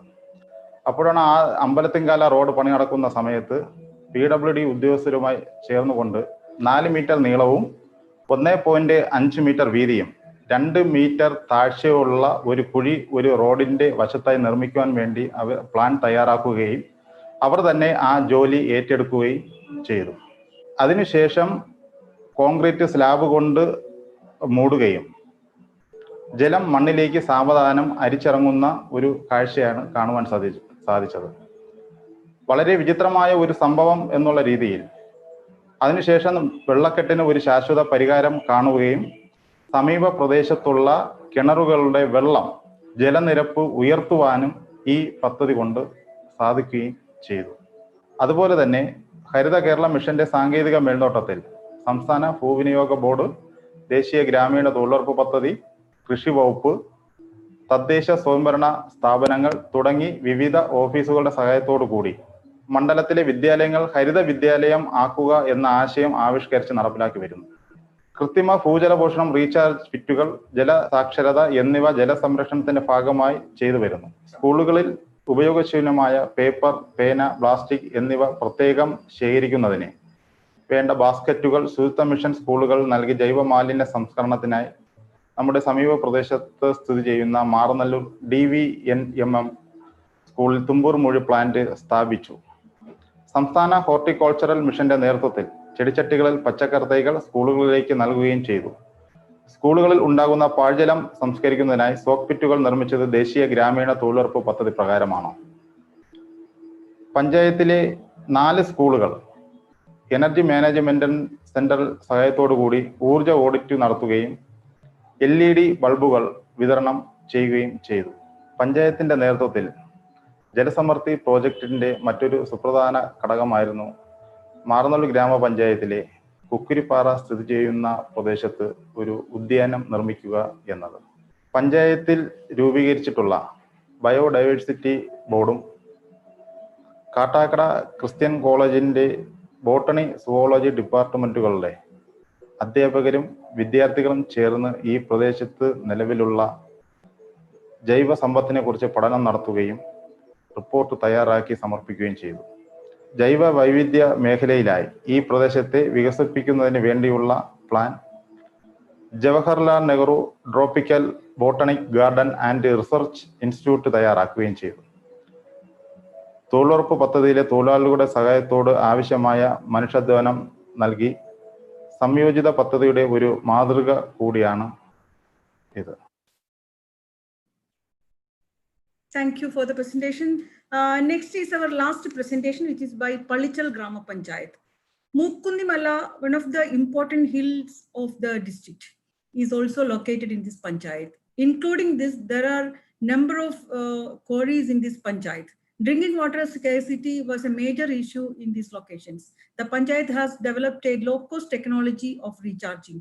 The water in quarry ponds is effectively used for recharging wells and streams. I request panchayat to make the presentation. മൂക്കുന്നിമലയുടെ സാന്നിധ്യം കൊണ്ട് ശ്രദ്ധേയമാണ് പള്ളിച്ചൽ ഗ്രാമപഞ്ചായത്ത്. ഇതുകൂടാതെ നിരവധി കോറികളും ഈ പഞ്ചായത്തിൽ സ്ഥിതി ചെയ്യുന്നു. ഇത്തരം പ്രദേശങ്ങളിൽ ജലലഭ്യത വലിയൊരു പ്രശ്നമായി നിലനിൽക്കുന്നു. ജനങ്ങൾ കുടിവെള്ളത്തിനായി വളരെ ദൂരം സഞ്ചരിച്ച് തലച്ചോടായിട്ടാണ് കുടിവെള്ളത്തിന് അവരെത്തിക്കുന്നത്. ആ സമയത്താണ് കോറികളിൽ ലഭ്യമായ ജലം ഉപയോഗിച്ച് സമീപത്തെ കിണറുകൾ റീചാർജ് ചെയ്യുക എന്ന ആശയം ഉയർന്നു വന്നു. പരീക്ഷണാടിസ്ഥാനത്തിൽ ഗ്രാമപഞ്ചായത്തിൻ്റെ 3-ാം വാർഡ് കണ്ണങ്കോടിലെ കുളങ്ങരക്കോണം എന്ന പ്രദേശത്ത് ഈ പദ്ധതി പരീക്ഷണാടിസ്ഥാനത്തിൽ ആദ്യമായി നടപ്പിലാക്കി. ഇതുമായി ബന്ധപ്പെട്ട് ഒരു യോഗം ആ പ്രദേശത്തിലെ നാട്ടുകാർ വിളിച്ചു ചേർക്കുകയും അതിൽ ഭൂരിഭാഗം ആളുകളും പൈപ്പ് ലൈൻ അവരുടെ വീടുകൾ കൂടി എത്തിക്കണമെന്നാണ് ആവശ്യപ്പെട്ടത്. പക്ഷേ ഈ പ്രദേശം ഉയർന്ന പ്രദേശമായതിനാലും പൈപ്പ് ലൈൻ സമീപത്തൊന്നും ഇല്ലാത്തതിനാലും പാറക്കോറിയിൽ നിന്നുള്ള ജലം ഉപയോഗിക്കുന്നതിനെക്കുറിച്ചുള്ള ആശയവുമായി മുന്നോട്ട് വയ്ക്കുകയായിരുന്നു. പുതിയ ആശയത്തോട് ജനങ്ങൾ താല്പര്യം കാണിക്കുകയും സാധ്യതയെക്കുറിച്ച് വിശദമായ പഠനം നടത്തുകയും തൊഴിലുറപ്പ് പദ്ധതിയുടെ സഹായത്തോടുകൂടി പദ്ധതി നടപ്പിലാക്കുവാനും തീരുമാനിച്ചു. കോറിയിൽ ഏകദേശം 60 അടിയോളം വെള്ളം ഉണ്ടായിരുന്നു. കോറിയിൽ നിന്നും ഏകദേശം 200 അടി താഴ്ചയിൽ 500 അടി അകലെയുള്ളതുമായ ഒരു സ്വകാര്യ വ്യക്തിയുടെ പുരയിടത്തിൽ 2.7 മീറ്റർ നീളത്തിലും 1.8 മീറ്റർ വീതിയിലും 1.5 മീറ്റർ താഴ്ചയിലുമുള്ള ഒരു റീചാർജ് പിറ്റ് നിർമ്മിച്ചു. അതിൽ കരിയും മണലും ചരലും നിക്ഷേപിക്കുകയും ചെയ്തു.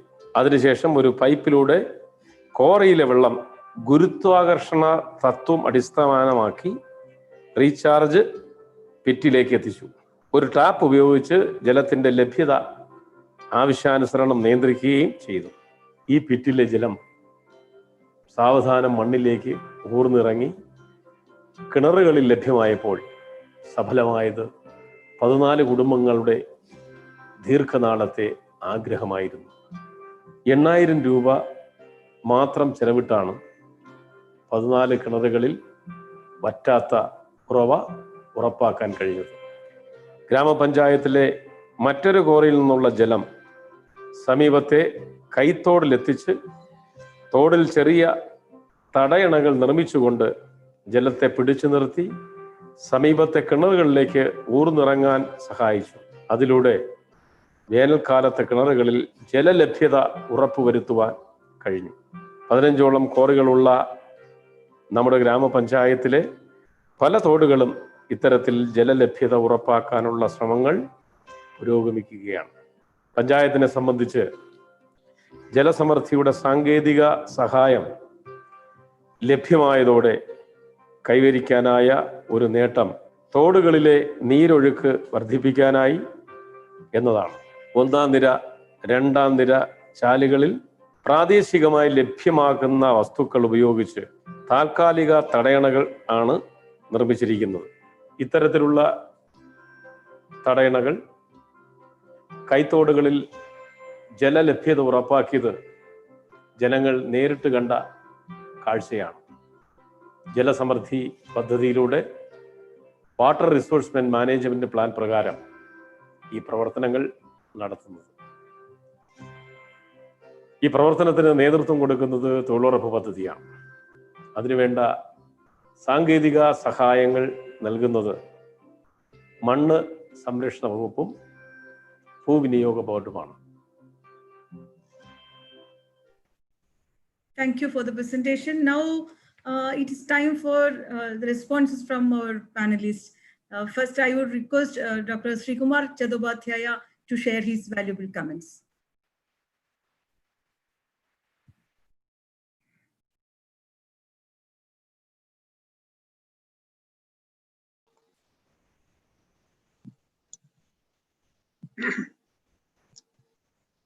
Am I audible, Dr. Shima? Yes, sir. Please go ahead. Yeah. So I think Dr. Shima, Joy, and Dr. Joseph, thank you very much to be part of this webinar and listening to some very inspiring experiments which is going on in our these panchayats. I'm really, amazed to see the type of work which has been gone into all these and the type of involvement which people have. And each of the panchayat has a one particular issue they have taken up, although there's a general situation. Besides that, there is a specificity of the panchayats which is very important. Now, to be very brief and just taking out few points. One first, okay, the congratulations to all the panchayats and the presenters. Now, I'll just start to link this presentation with which Mihir Shah spoke about the Kerala terrain situation. Now, if you look into the Kattakkada is actually between two basins, we call it interflow. So what has to be looked into, that in this interflow situation where both Karamana and Mihir, they have impacts on this area. So how really that gets linked? So a geohydrology or hydrogeological and hydrogeomorphological investigation is required to see up to what level the water recharging is possible, groundwater recharging is possible in these areas. So that is the first thing to really look into it. We have different experts, but this information at the ground level, at the lower level, are not really available. So that might have to worked out with the Central Groundwater Board and the State Groundwater Board and with Center for System Studies, putting them, requesting them that you investigate in this level. That is number one. Along with this comes that we have to have a water balance, both at the watershed level and at the panchayat level. Now, the type of water which is being generated or augmented, enhanced through these activities, what is really happening in the water balance? In the final analysis, are we getting more water or it is just again getting distributed? That has to be looked into it. And water balance analysis is very important, which again Mihir Shah did for some of his areas in Madhya Pradesh. And we are quite interested to look into that water balance analysis at the panchayat level, at the constituency level, at the micro watershed level becomes important. And that gives an indicator that what is really happening. When you try to look into the type of recharging of the wells and some of the wells which are showing the good results, that there are sufficient recharging. Now the position of the well is very important. Is it in the ridge? Is it in the slope? Or is it in the valley?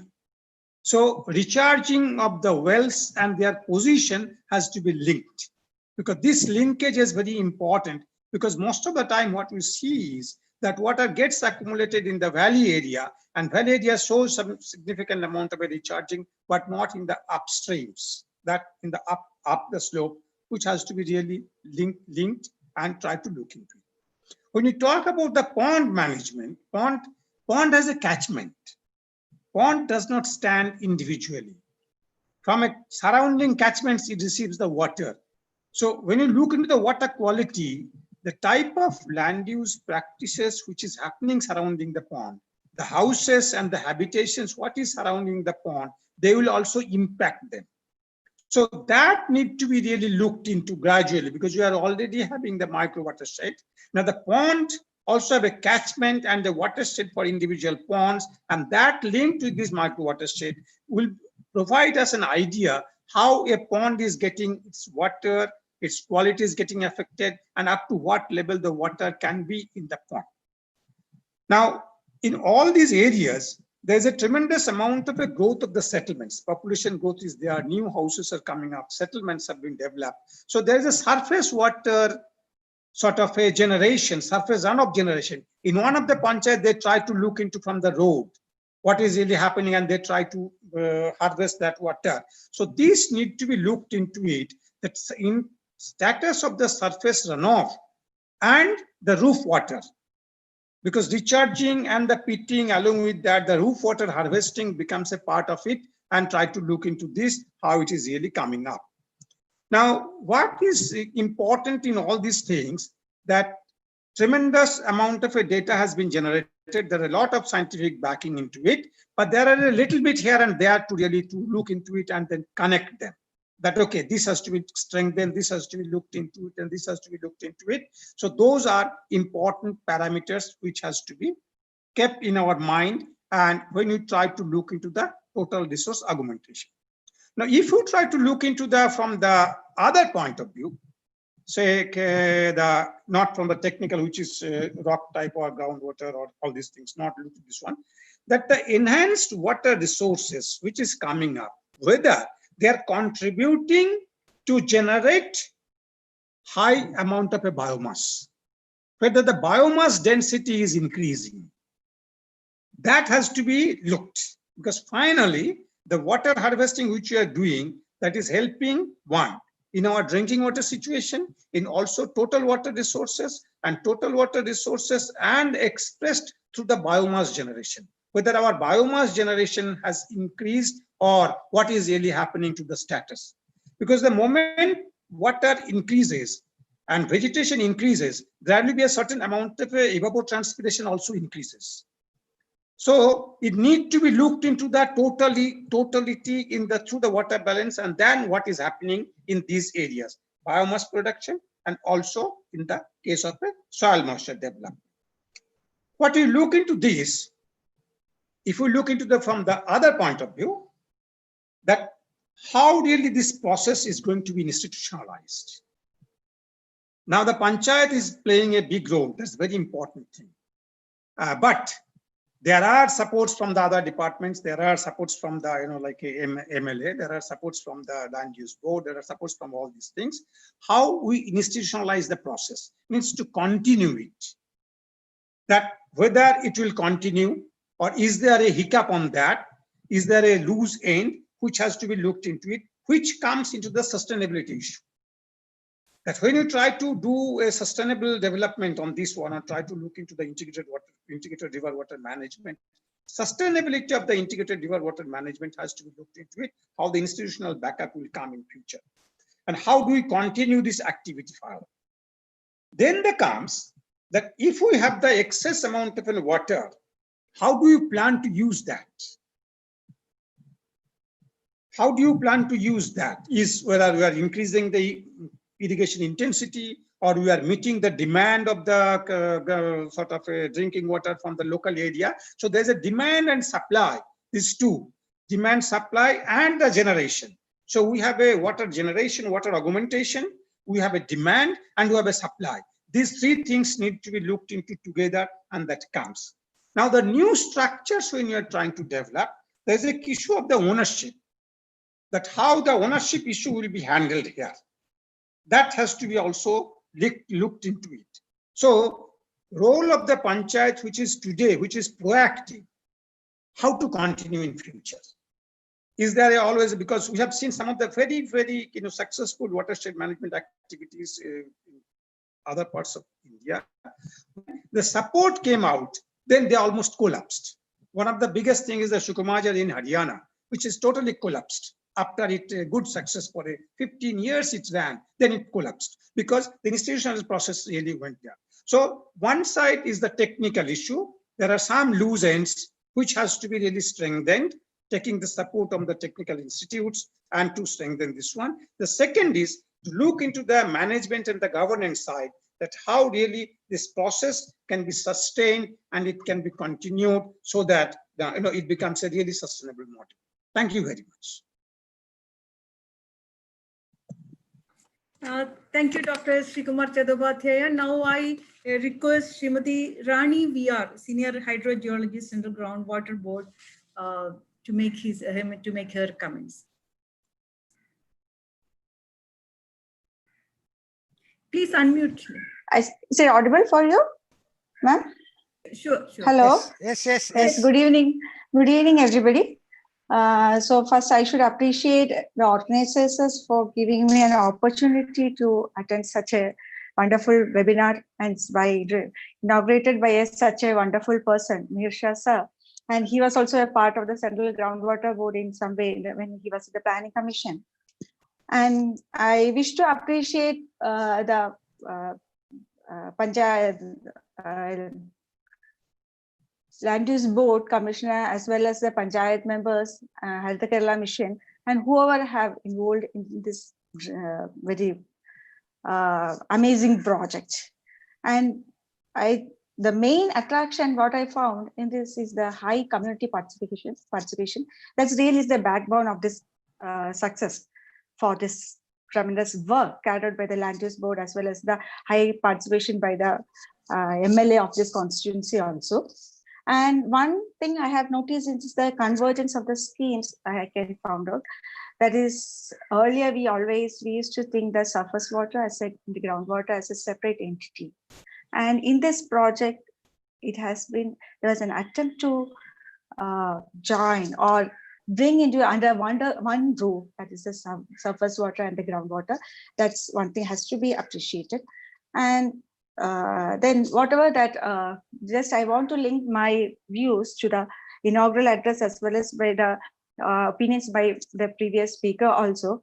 That is, as the speaker told, that we need a paradigm shift that we have started in Kerala just 10 years back itself, because from the development to the management stage. But in the development, what we have seen is there was a unbridled exploitation of the groundwater and to meet the demand only. But in this project, what I have seen that we have the in any of the panchayat, nobody have mentioned about what was the maximum exploitation of groundwater by each panchayat. Only they have mentioned that the resource estimation, it had shown there was a shift from the semi-critical to safe category.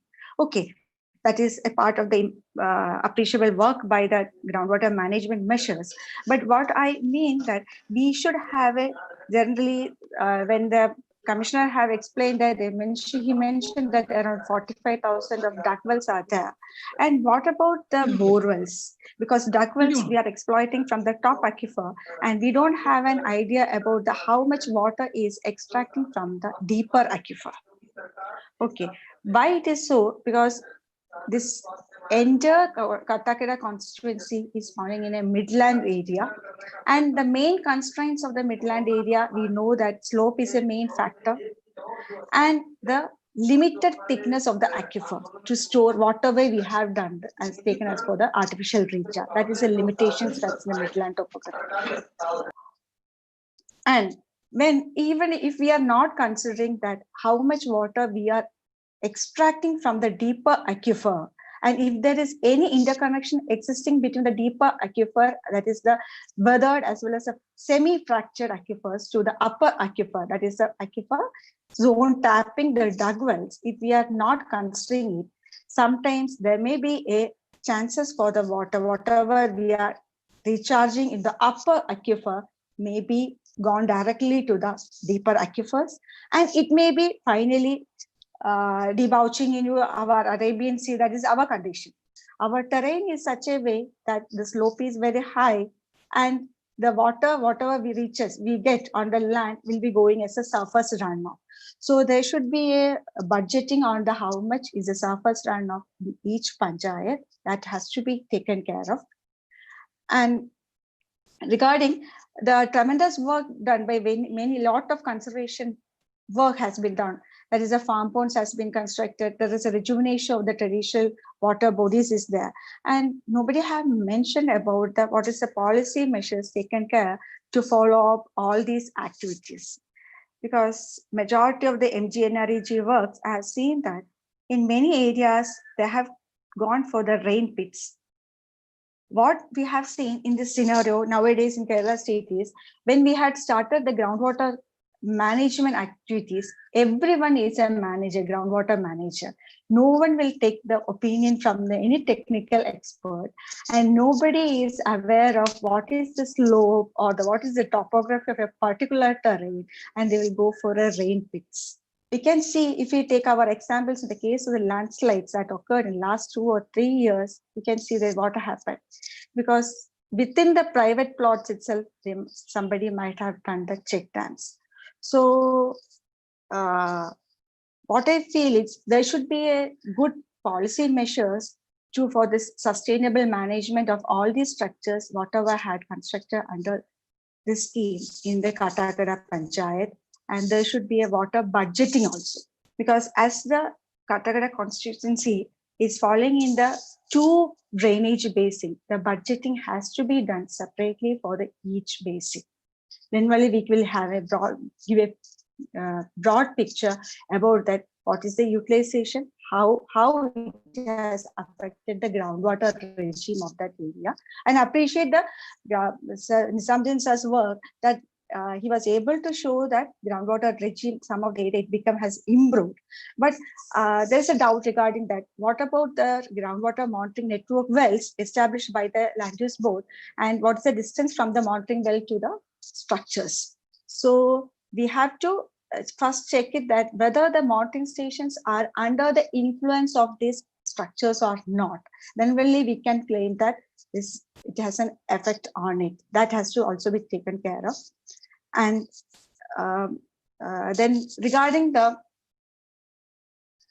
demand and supply gaps, that has, first we have to see that the population, you have mentioned it, and but nothing about the before the scheme has been implemented. What was the demand and how you were supplied, and how much gap you might have reduced it by implementing all these artificial recharge schemes? Because when we project it into some other platform, everyone will be very anxious to know that what was the demand and how we were able to reduce the demand by implementing all these structures. And then that's all what I feel. Thank you everyone. Thank you for your comments. Our panelist, Professor N.C. Narayan, Bombay IIT, couldn't attend the panel because we got the information that he's not doing well. So we wish our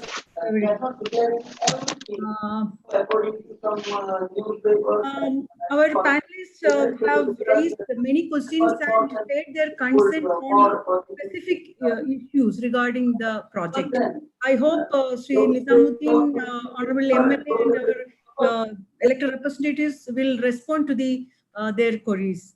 And now we are starting the question and answer session. And Dr. Thomas Isaac, our Honorable Finance Minister, now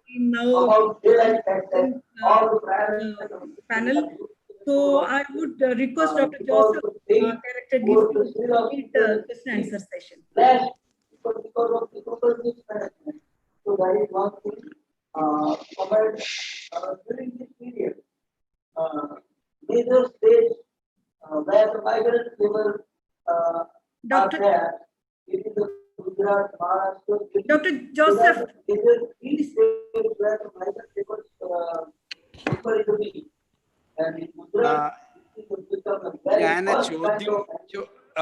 what we are going to do is I'm going to kind of briefly summarize what Dr. Chattopadhyaya and Ms. Rani has said. I don't know to what extent I can convert those into questions. I will try my level best. These two were highly acclaimed academicians, and their feedback, ആദ്യമായിട്ട് അവരുടെ പറഞ്ഞത് എന്താ വെച്ചാൽ നിങ്ങൾ നടത്തിയ പ്രവർത്തനങ്ങളെ മുക്തകണ്ഠം പ്രശംസിച്ചുകൊണ്ട് ഇനി മുൻപോട്ട് എന്ത് എന്നുള്ളതിനെ പറ്റി നിങ്ങൾക്ക് ചിന്തിക്കുവാനുള്ള ചില കാര്യങ്ങൾ അവരുടെ സയന്റിഫിക് നോളജിന്റെ അടിസ്ഥാനത്തിൽ നിന്നുകൊണ്ട് ചില ചോദ്യങ്ങൾ, ചില കാര്യങ്ങൾ നിങ്ങളുടെ പരിഗണനയ്ക്ക് വേണ്ടി വെക്കുകയാണ് ചെയ്തത്. ആ രീതി പറഞ്ഞാൽ ഇതുവരെ നിങ്ങൾ നടത്തിയ പ്രവർത്തനങ്ങൾ നിങ്ങളുടെ അനുഭവ ജ്ഞാനത്തിൻ്റെ അടിസ്ഥാനത്തിലുള്ളതാണെന്നും, അറിവ് എന്ന് പറയുന്നത് രണ്ട് തരത്തിലുള്ളതാകാം, സയന്റിഫിക് ബേസ്ഡ് നോളജും എക്സ്പീരിയൻസ് ബേസ്ഡ് നോളജും. ഇതുവരെ നിങ്ങളുടെ നടത്തിയ കാര്യങ്ങൾ കൂടുതലും സയന്റിഫിക് ബേസ്ഡ് നോളജ് ആണെന്നും, അനുഭവത്തിൽ നിന്നുള്ള അറിവാണെന്നും, ഇനി കൂടുതൽ ഒരു സയന്റിഫിക് ബേസ്ഡ് നോളജിലേക്ക് മാറേണ്ട ആവശ്യകത ഉണ്ട് എന്ന് ആണ് അവർ പറഞ്ഞതിൻ്റെ മൊത്തമായ ഉള്ളടക്കം. അതിൽ ആ തുടക്കത്തിൽ നിന്നുകൊണ്ട് ഈ വാട്ടർ സിസ്റ്റത്തെ ഒരു സമഗ്ര ഇന്റർ റിലേറ്റഡ് സിസ്റ്റമായി കണ്ടുകൊണ്ട് ആണ് രണ്ടുപേരും അവരുടെ ചോദ്യങ്ങൾ ഉന്നയിച്ചത് എന്ന് കാണാൻ കഴിയും. ഒന്നാമത്തേത് ഡോക്ടർ ചത്തോപധ്യായ പറഞ്ഞു, ഇറ്റ് ഈസ് വളരെ പ്രചോദനമേകുന്ന ഒത്തിരിയധികം അഭിനന്ദനങ്ങൾ അർഹിക്കുന്നതാണ് നിങ്ങളുടെ പ്രവർത്തനങ്ങൾ എങ്കിലും you need to be concerned about the water balance. അത് ആ ഒരു പ്രശ്നം ഇനി നിങ്ങളുടെ ഭാവിയിലേക്ക് നിങ്ങൾ പരിഗണിക്കേണ്ടതാണ്. നിങ്ങൾ റീചാർജ് ഉണ്ട് എന്ന് നിങ്ങൾ പറഞ്ഞു, നമ്മുടെ ഇവിടെയുള്ള കിണറുകളിൽ റീചാർജ് ഉണ്ട് എന്ന് പറഞ്ഞു. എന്നാൽ റീചാർജും കിണറിൻ്റെ സ്ഥാനവും വളരെയധികം ബന്ധപ്പെട്ടതാണെന്നും ഒത്തിരി താഴെയുള്ള പ്രദേശങ്ങളിൽ അപേക്ഷിച്ച് കിഴക്കാൻ തൂക്കായ പ്രദേശങ്ങളിൽ വ്യത്യസ്തമായിരിക്കുമോ എന്നുള്ള കാര്യങ്ങളെപ്പറ്റി നമ്മൾ റീചാർജ് ഉണ്ട് എന്ന് പറയുമ്പം അതിനകത്തുള്ള ഡിഫറൻഷ്യൽ പൊസിഷൻ, അതിനുള്ള വ്യത്യാസം അതുകൂടെ കുറച്ചുകൂടെ ചിന്തിക്കേണ്ടതല്ലേ എന്നുള്ള കാര്യങ്ങൾ ചോദിച്ചു. ഈ പോണ്ട് ഒരു വലിയൊരു കാച്ച്മെന്റ്, വാട്ടർ കാച്ച്മെന്റ് ആയിട്ട് നമ്മൾ ശ്രമം നടത്തി, നല്ല കാര്യം തന്നെ.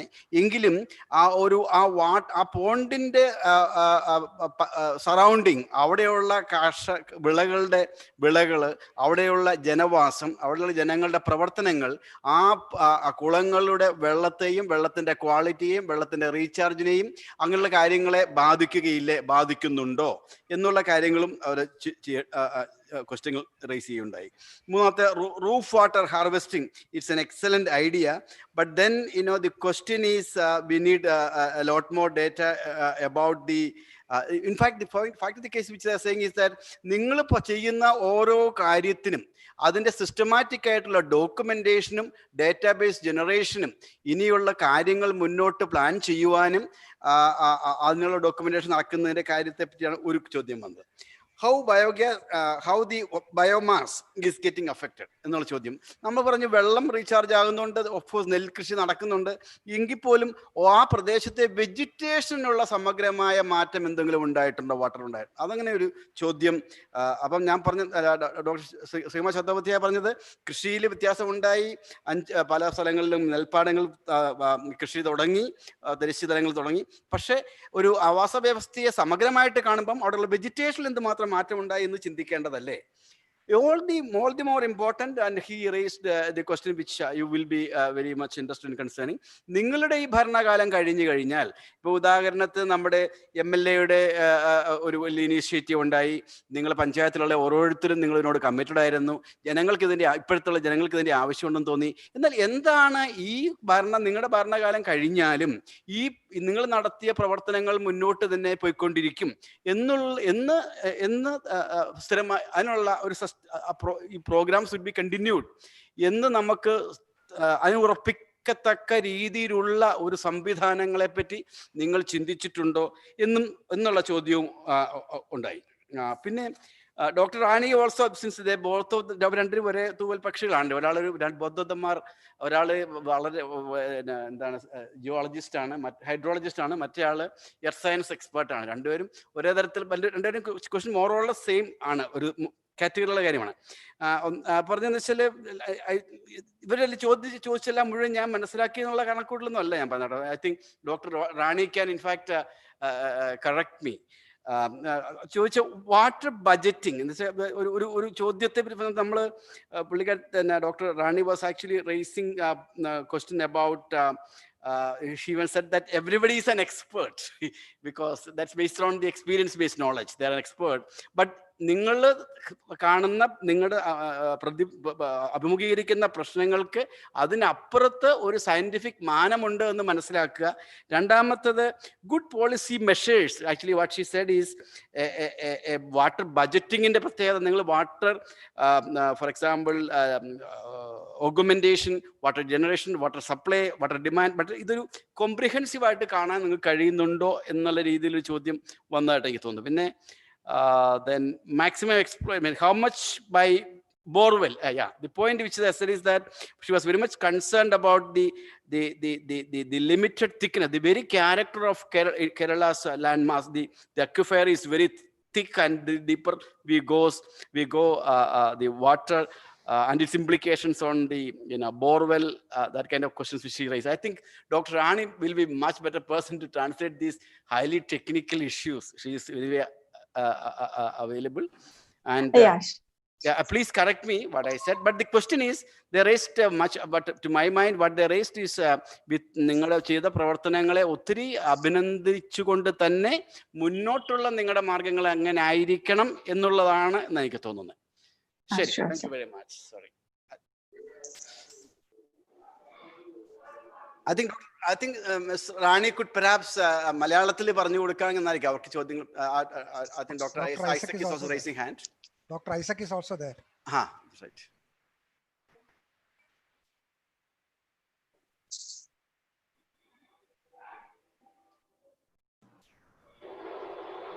Isaac sir, please unmute.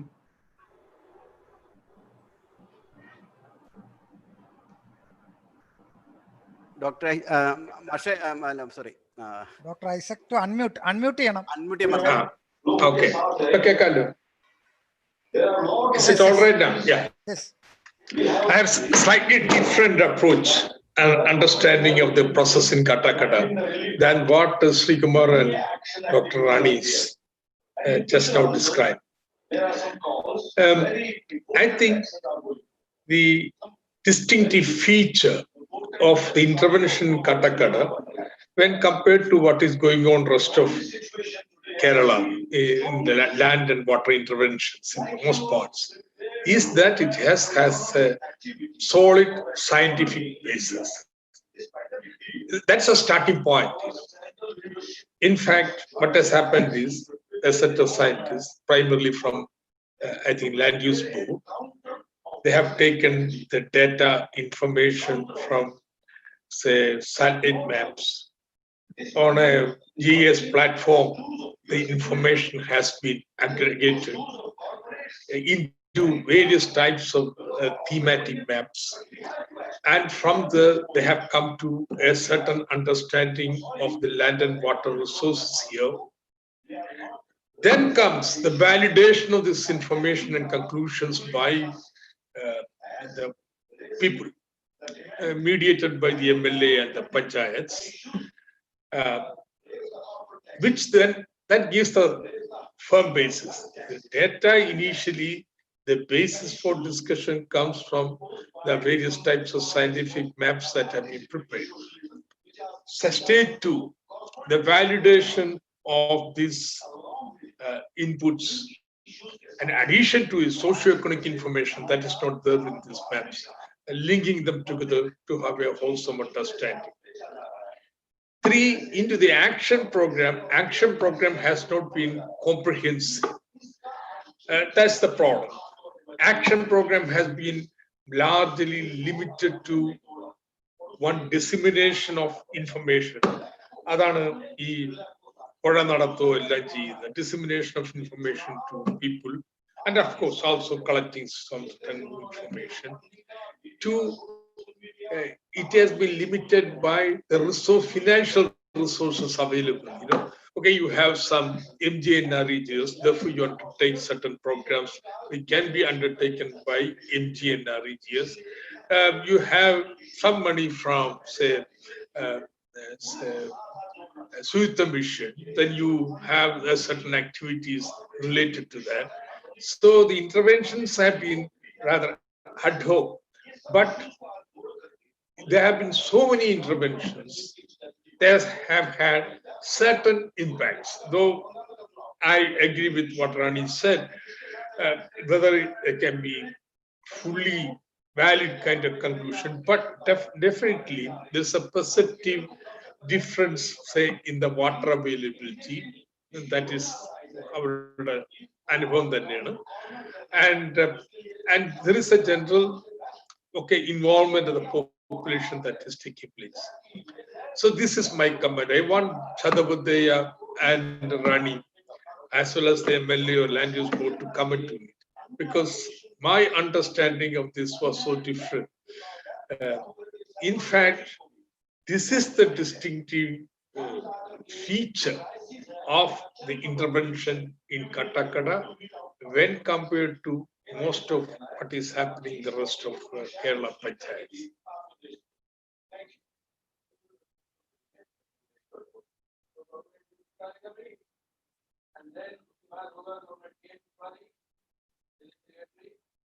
Kumar has raised the hand. Yeah.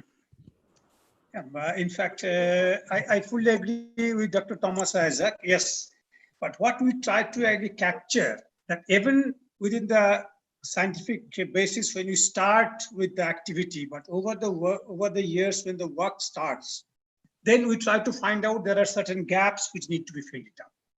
We also appreciate because as the project has come, finance has come from different sources, and those are the activities has been taken. So they have a site specificity, and in different panchayats they have taken up. So that's fine. But now is a time to really try to link them. And the linking them in the case of a water need to look into the bottom line that really what are the water resources has been generated. Activity was fine. We are capturing water is fine. But in the final analysis, that water perenniality of the river from the November, it has gone to June. It's November gone to February. This sort of a certain factual things is required, and groundwater certainly because the hydrogeology becomes a very important component, which I found missing. And that's why I raised that point.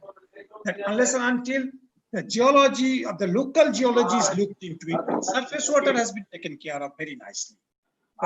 Watershed has been taken care of, the ponds have been taken care of, wells have been located, but the aquifer, the nature of aquifer, nature of geology has to be looked into. I think Nazim can really link it. So that is the one thing. One thing I found it also missing, because this is the area as in the Midland, there are springs. Many of the ponds might have been spring fed, which I do not know whether it was there, it has not been reported, or it has not been looked into. Because spring is one of the good indicator of the groundwater situation. Spring, if it is dry, that means water is not getting recharged. And if it is active, that means it is getting. So these are the minor things.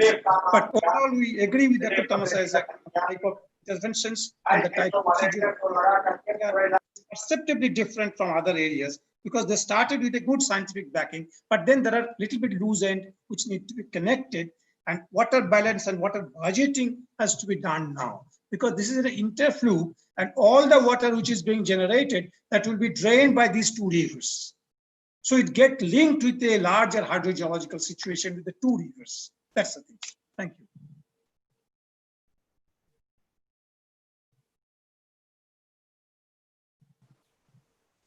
Hello, sir. Sir, I also support the views put forward by Rani, Isaac, sir. Dr. Rani, I am not here to participate in the discussion as a minister. You can differ from me. You can argue with me. So don't agree with me like this. No, sir. What you have told about the comprehensive plan, that's right. It's not a simple thing to prepare a comprehensive plan. What I mean is, it's Kattakkada constituency. We have seen such a public-private partnership that we can see in some up to some extent. So what I feel that this can be replicated to some other panchayats in different parts of even our country, or in the future it may be replicated to in any part of the world also. So before, it should be when somebody is trying to replicate and it has a very good scientific background, what I feel, nobody should pick out that or pinpoint that there is a loop in what we have established. That's what we mean. Okay, so it should be linked with our experience. We are learning something. At the same time, we have to incorporate the scientific facts also. Then only we can sustain it for a long term. That's what. Because for the sustainable management, we always feel that because it's a because Keralites usually we are so enthusiastic in the initial stages, and later we are not following up. We are not able to follow it up. Any project, that's where our failure starts, because how much budget or the human power has been we have put into that we won't take care in the future. So what I feel, it little bit scientific inputs has to be incorporated in the project, so it will be a role model for any other panchayats or any block to replicate it. And one more thing, that is since it is a ridge portion, since the Kattakkada constituency is a ridge portion, we can take care of the rooftop rainwater harvesting as a storage, in addition to the artificial recharge. That community-based storage can also be taken up, and it can also, it will also help for the water supply schemes up to some extent. And That's all. Thank you. Okay. Joseph, may I intervene once more? See, because I'm engaged in another meeting, I won't be here to the conclusion of your deliberation. But I think I will say something. I hope Kila will take it up later. See, one, government is going to support the further development of the Kattakkada watershed development program.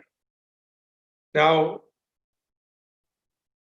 government support is going to be in implementing the land development, water conservation, and other, say, agriculture and other programs. So we are very seriously considering the program for support from NABARD. And I feel pretty sure some 20 crores rupees will be granted for a 2-year program for Kattakkada. അപ്പൊ അവിടെ ഇരിക്കുന്ന നമ്മുടെ ജനപ്രതികൾ കേൾക്കാൻ വേണ്ടിയിട്ട് എനിക്ക് സ്വല്പം തിരക്കുള്ളത് കൊണ്ട് അവസാനം വരെ ഇരിക്കില്ല. പക്ഷെ നിങ്ങൾക്കൊരു ചെയ്തുകൊണ്ടിരിക്കുന്ന ഈ കാര്യത്തിന് സപ്പോർട്ട് ചെയ്യുന്നതിന് വേണ്ടിയിട്ട് ഒരു 20 കോടി രൂപ സർക്കാർ നബാർഡിൽ തരാൻ വേണ്ടി പരിശ്രമിക്കുന്നുണ്ട്. പ്രാഥമിക ചർച്ചകൾ കഴിഞ്ഞ് ഒരു മാസത്തിനുള്ളിൽ അത് സംബന്ധിച്ച് നല്ല തീരുമാനം ഉണ്ടാവുമെന്ന് നിങ്ങൾക്ക് വിശ്വസിക്കാം. എന്തിനാ ഇത് സപ്പോർട്ട് ചെയ്യുന്നത്?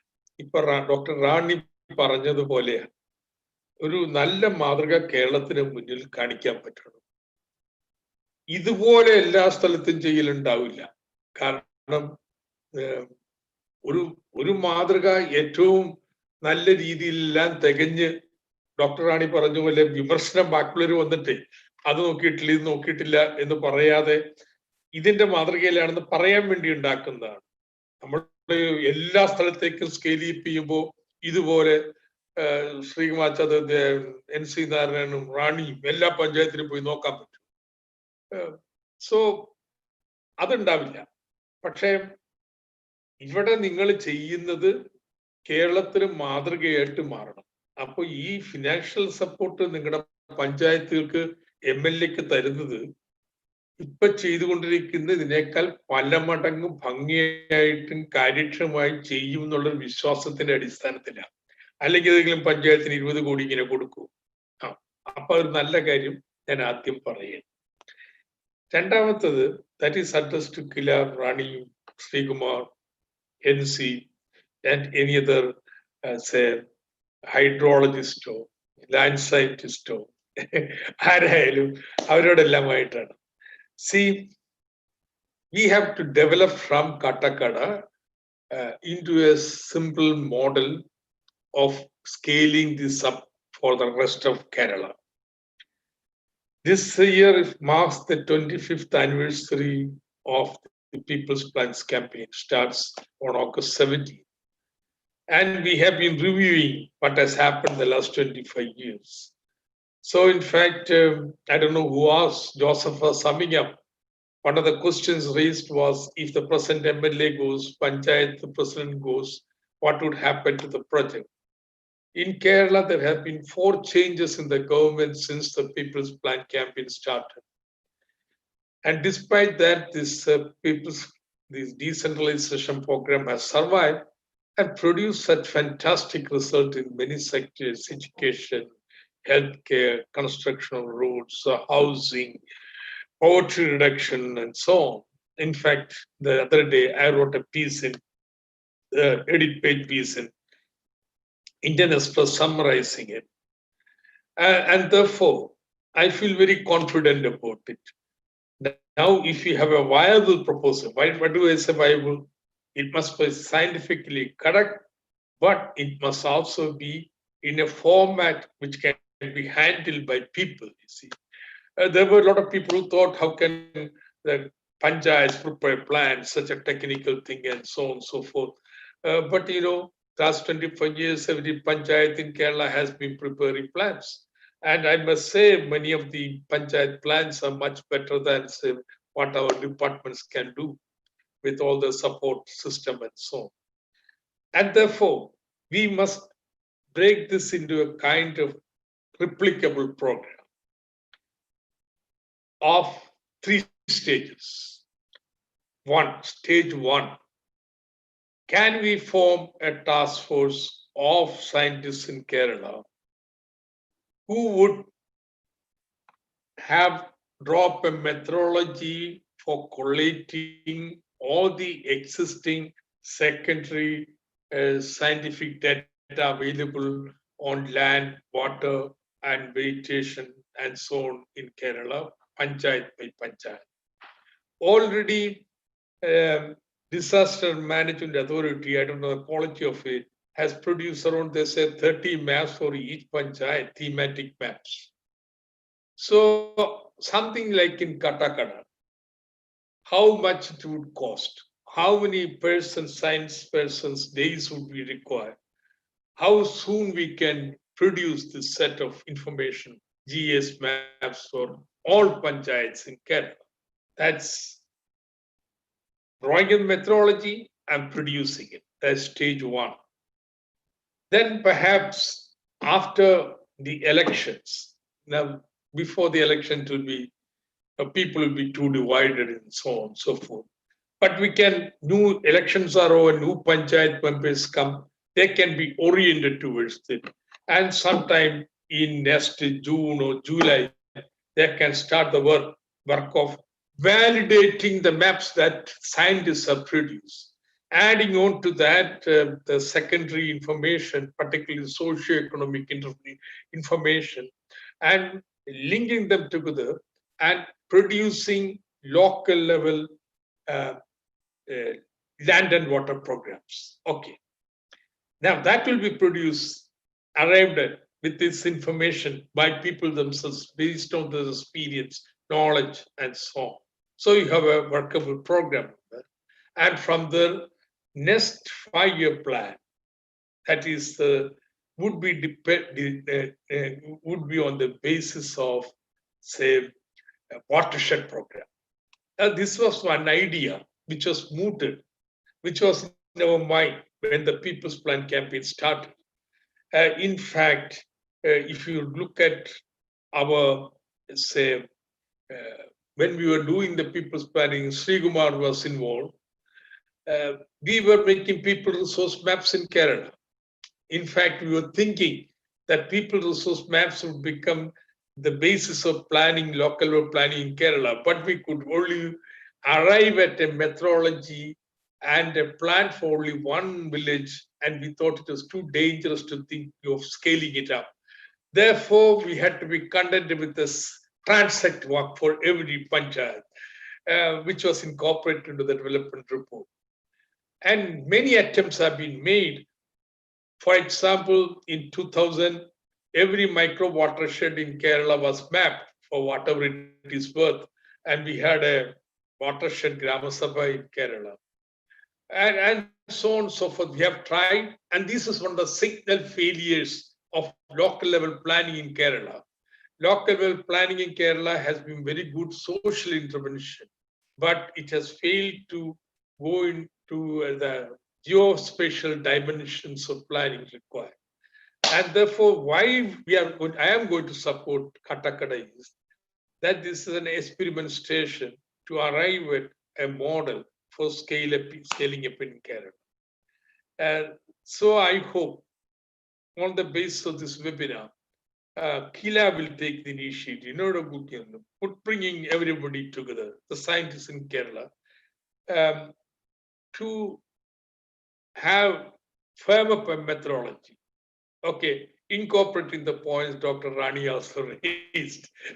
So, not only land scientists, but water scientists, hydrologists, all these people have to be brought in. And then have a methodology and time frame to create this scientific thematic maps for every panchayat in Kerala, so that we are ready for the new panchayats and the members, and perhaps start the 26th year of people's planning on a new basis. Thank you very much. I am attending Party Central Committee. I just took it off a few minutes to come here. Thank you very much. You continue the discussion. Wish you all the best. Samuddin. Hi. Good. I read your project. Thank you very much. We are working on it. You almost concluded the meeting, in fact. No. Now, I don't know what is left with to discuss. Over to Dr. Seema. Okay.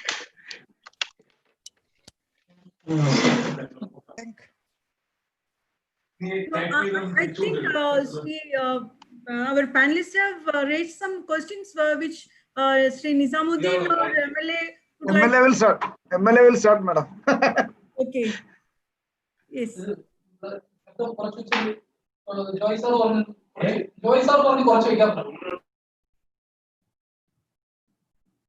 MLA. Sri Satish, sorry. Satish.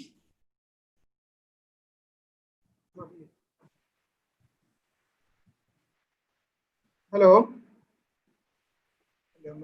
Satish is not there. Unmute ചെയ്യണം അല്ലെങ്കിൽ Nizam sir സംസാരിച്ചോളൂ. Okay, yeah. So I'll just start just before MLA will come.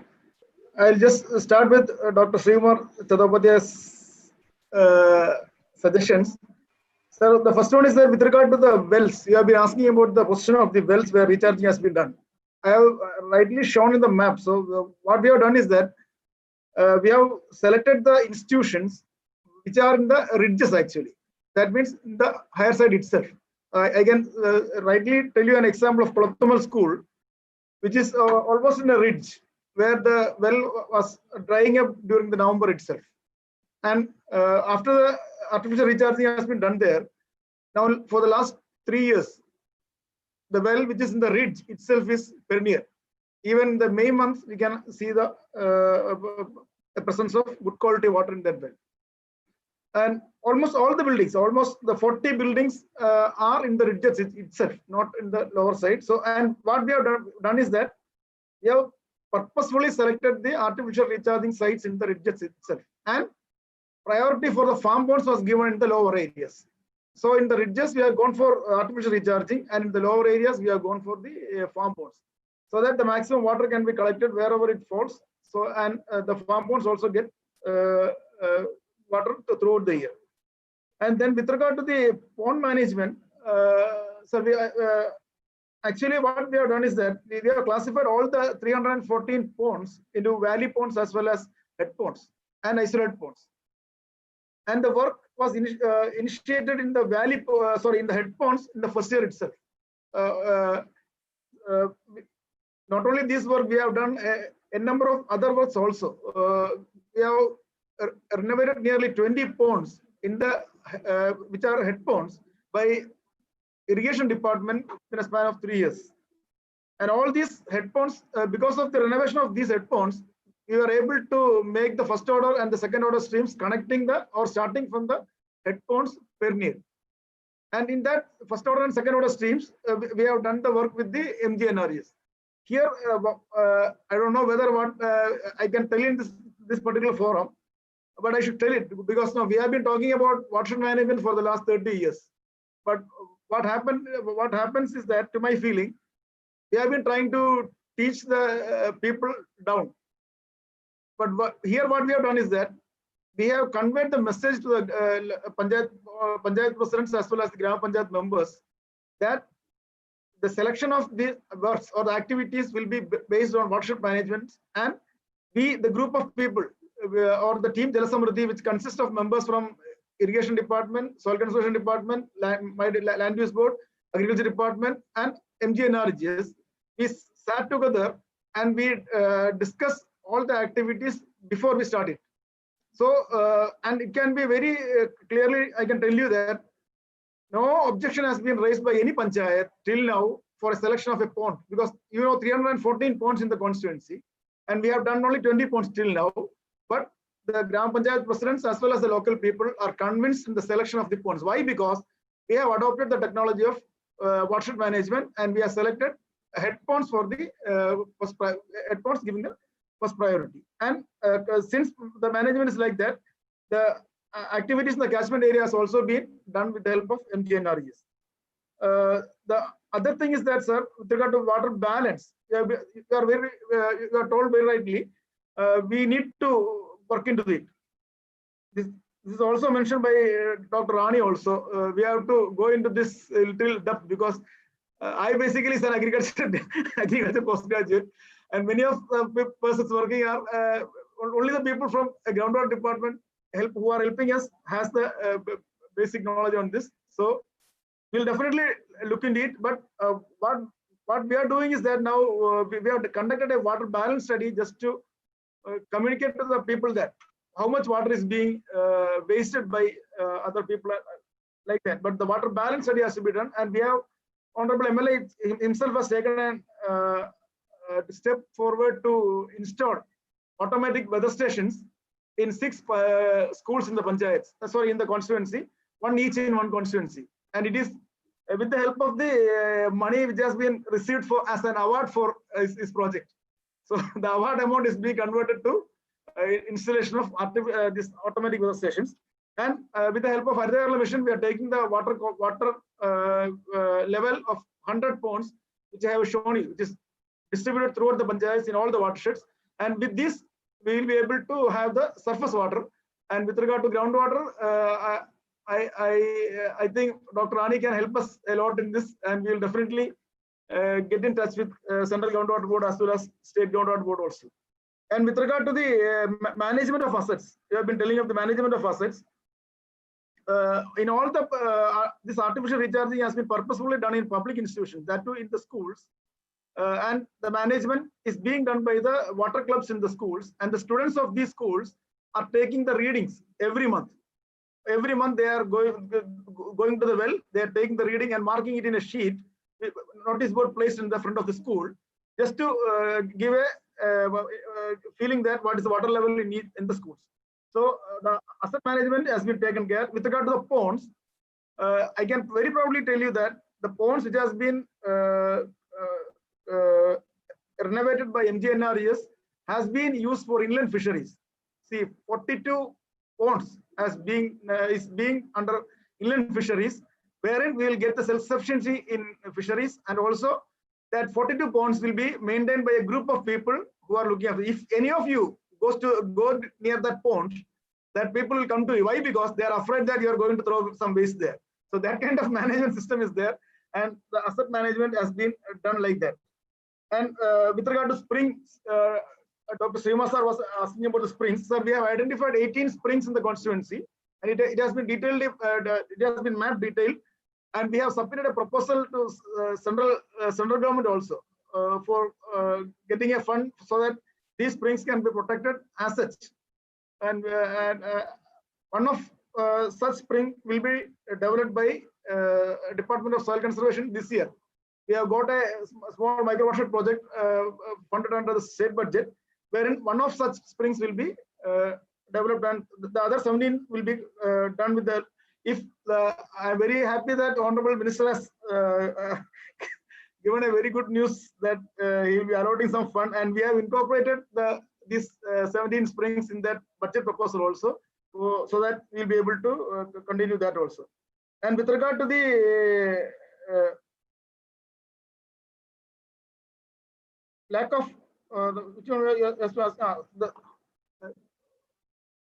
how these panchayats can, if that answer is to be given by the panchayats, but anyway, as a scientific person, I can tell you that all this information which has been collected and collated is available on the website, ward-wise and watershed-wise.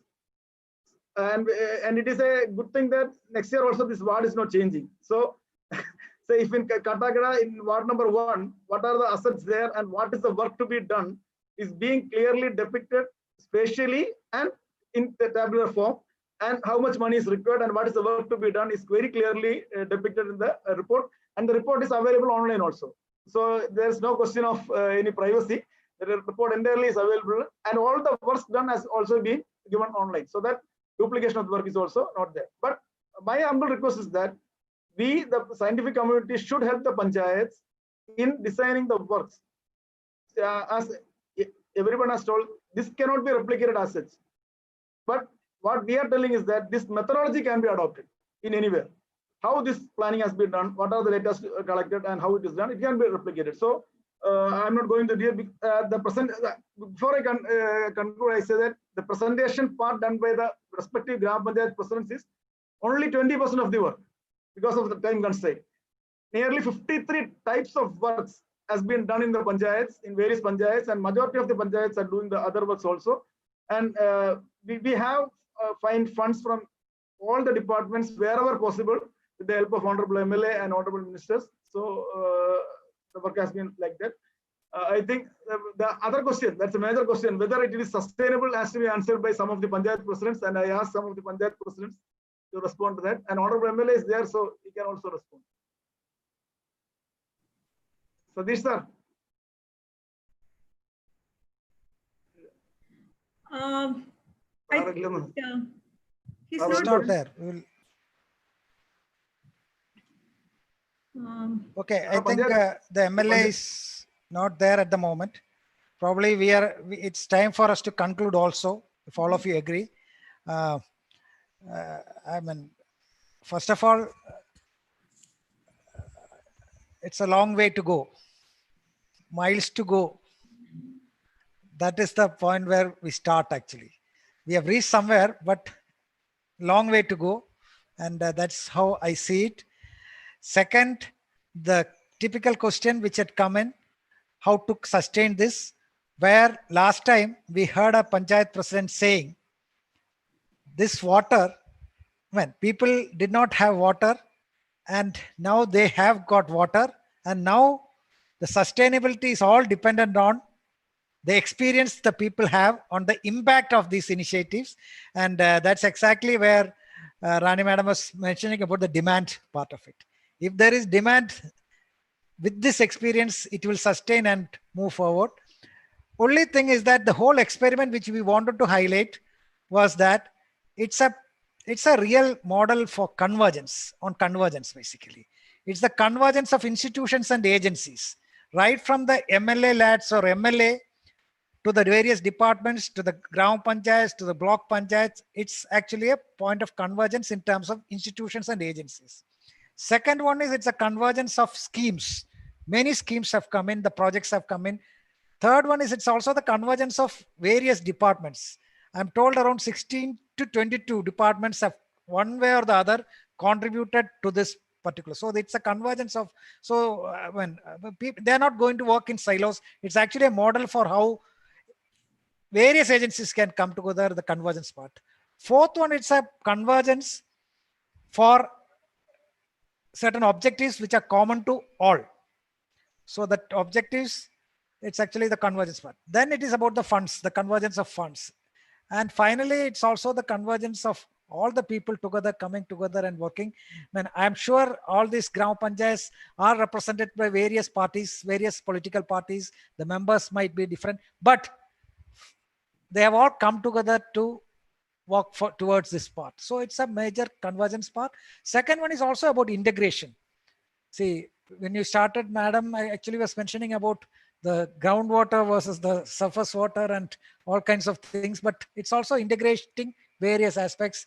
And finally, it will be also on agriculture and all kinds of things. So it's also integration. So the sustainability definitely is a question always asked. In all the sessions, we have this question, how are we going to sustain it? Simply because our past experience sometimes take us towards that question. Many a time, some of these major good projects finally, after some time, it's lost its charm and other things. But that is where this thing. And finally, I would also have to say that it's also about the technical inputs, the scientists' inputs, and all kinds of things coming to a rural area. And so that again is good. But when we move forward, as the panelists have said, we need to bring in more expertise on each aspect. I mean, even when Dr. Mihir Shah started, he was also mentioning when we were actually trying to achieve total sanitation, open defecation free panchayats, we actually looked only towards the sanitation part. We didn't look at the water quality part. So like that, that's where the expertise and experts come in handy. And the same would be applicable here also. And that is where we need to look forward to of bringing all scientists together. And that's exactly our honorable finance minister has mentioned, that in future we need to bring together all these experts and get things to go. Anyway, let's conclude here. Thanks to the panelists, I mean, very scientific and expert advice which you have given. But thanks to also to the MLA, Sri IB Sadish, then of course Sri Nisamuddin, who is the, I would say, the the real source of inspiration for all of us, and then all the panchayats, block panchayats, as well as the gram panchayats, the Harita Kerala Mission friends. I mean, it was not easy for them to actually get this all together in these times of lockdown, where even getting things videographed and all was really difficult, and they managed it. Then the gift has always have been a gift to us, so they have been supporting throughout. And then finally, my colleagues in Kila, they have also been wonderful. I mean, doing this activity, especially our IT team has been supporting like anything for all these things. And then our viewers or the participants across the country, and once in a while even international, they send us messages based on all these things, and they have been very active, especially spreading this message. Thanks to all of them. And next week, Saturday, I think it's 1st of August, 2:30 to 4:30. Again, it is going to be on organic waste management, how the local governments have worked towards organic waste management. That would be an interesting area to look upon. And so now we conclude. Thanks to all once again, and we meet again next week, same time. Fine. So 2:30 to 4:30 on Saturday, organic waste management. Thank you all.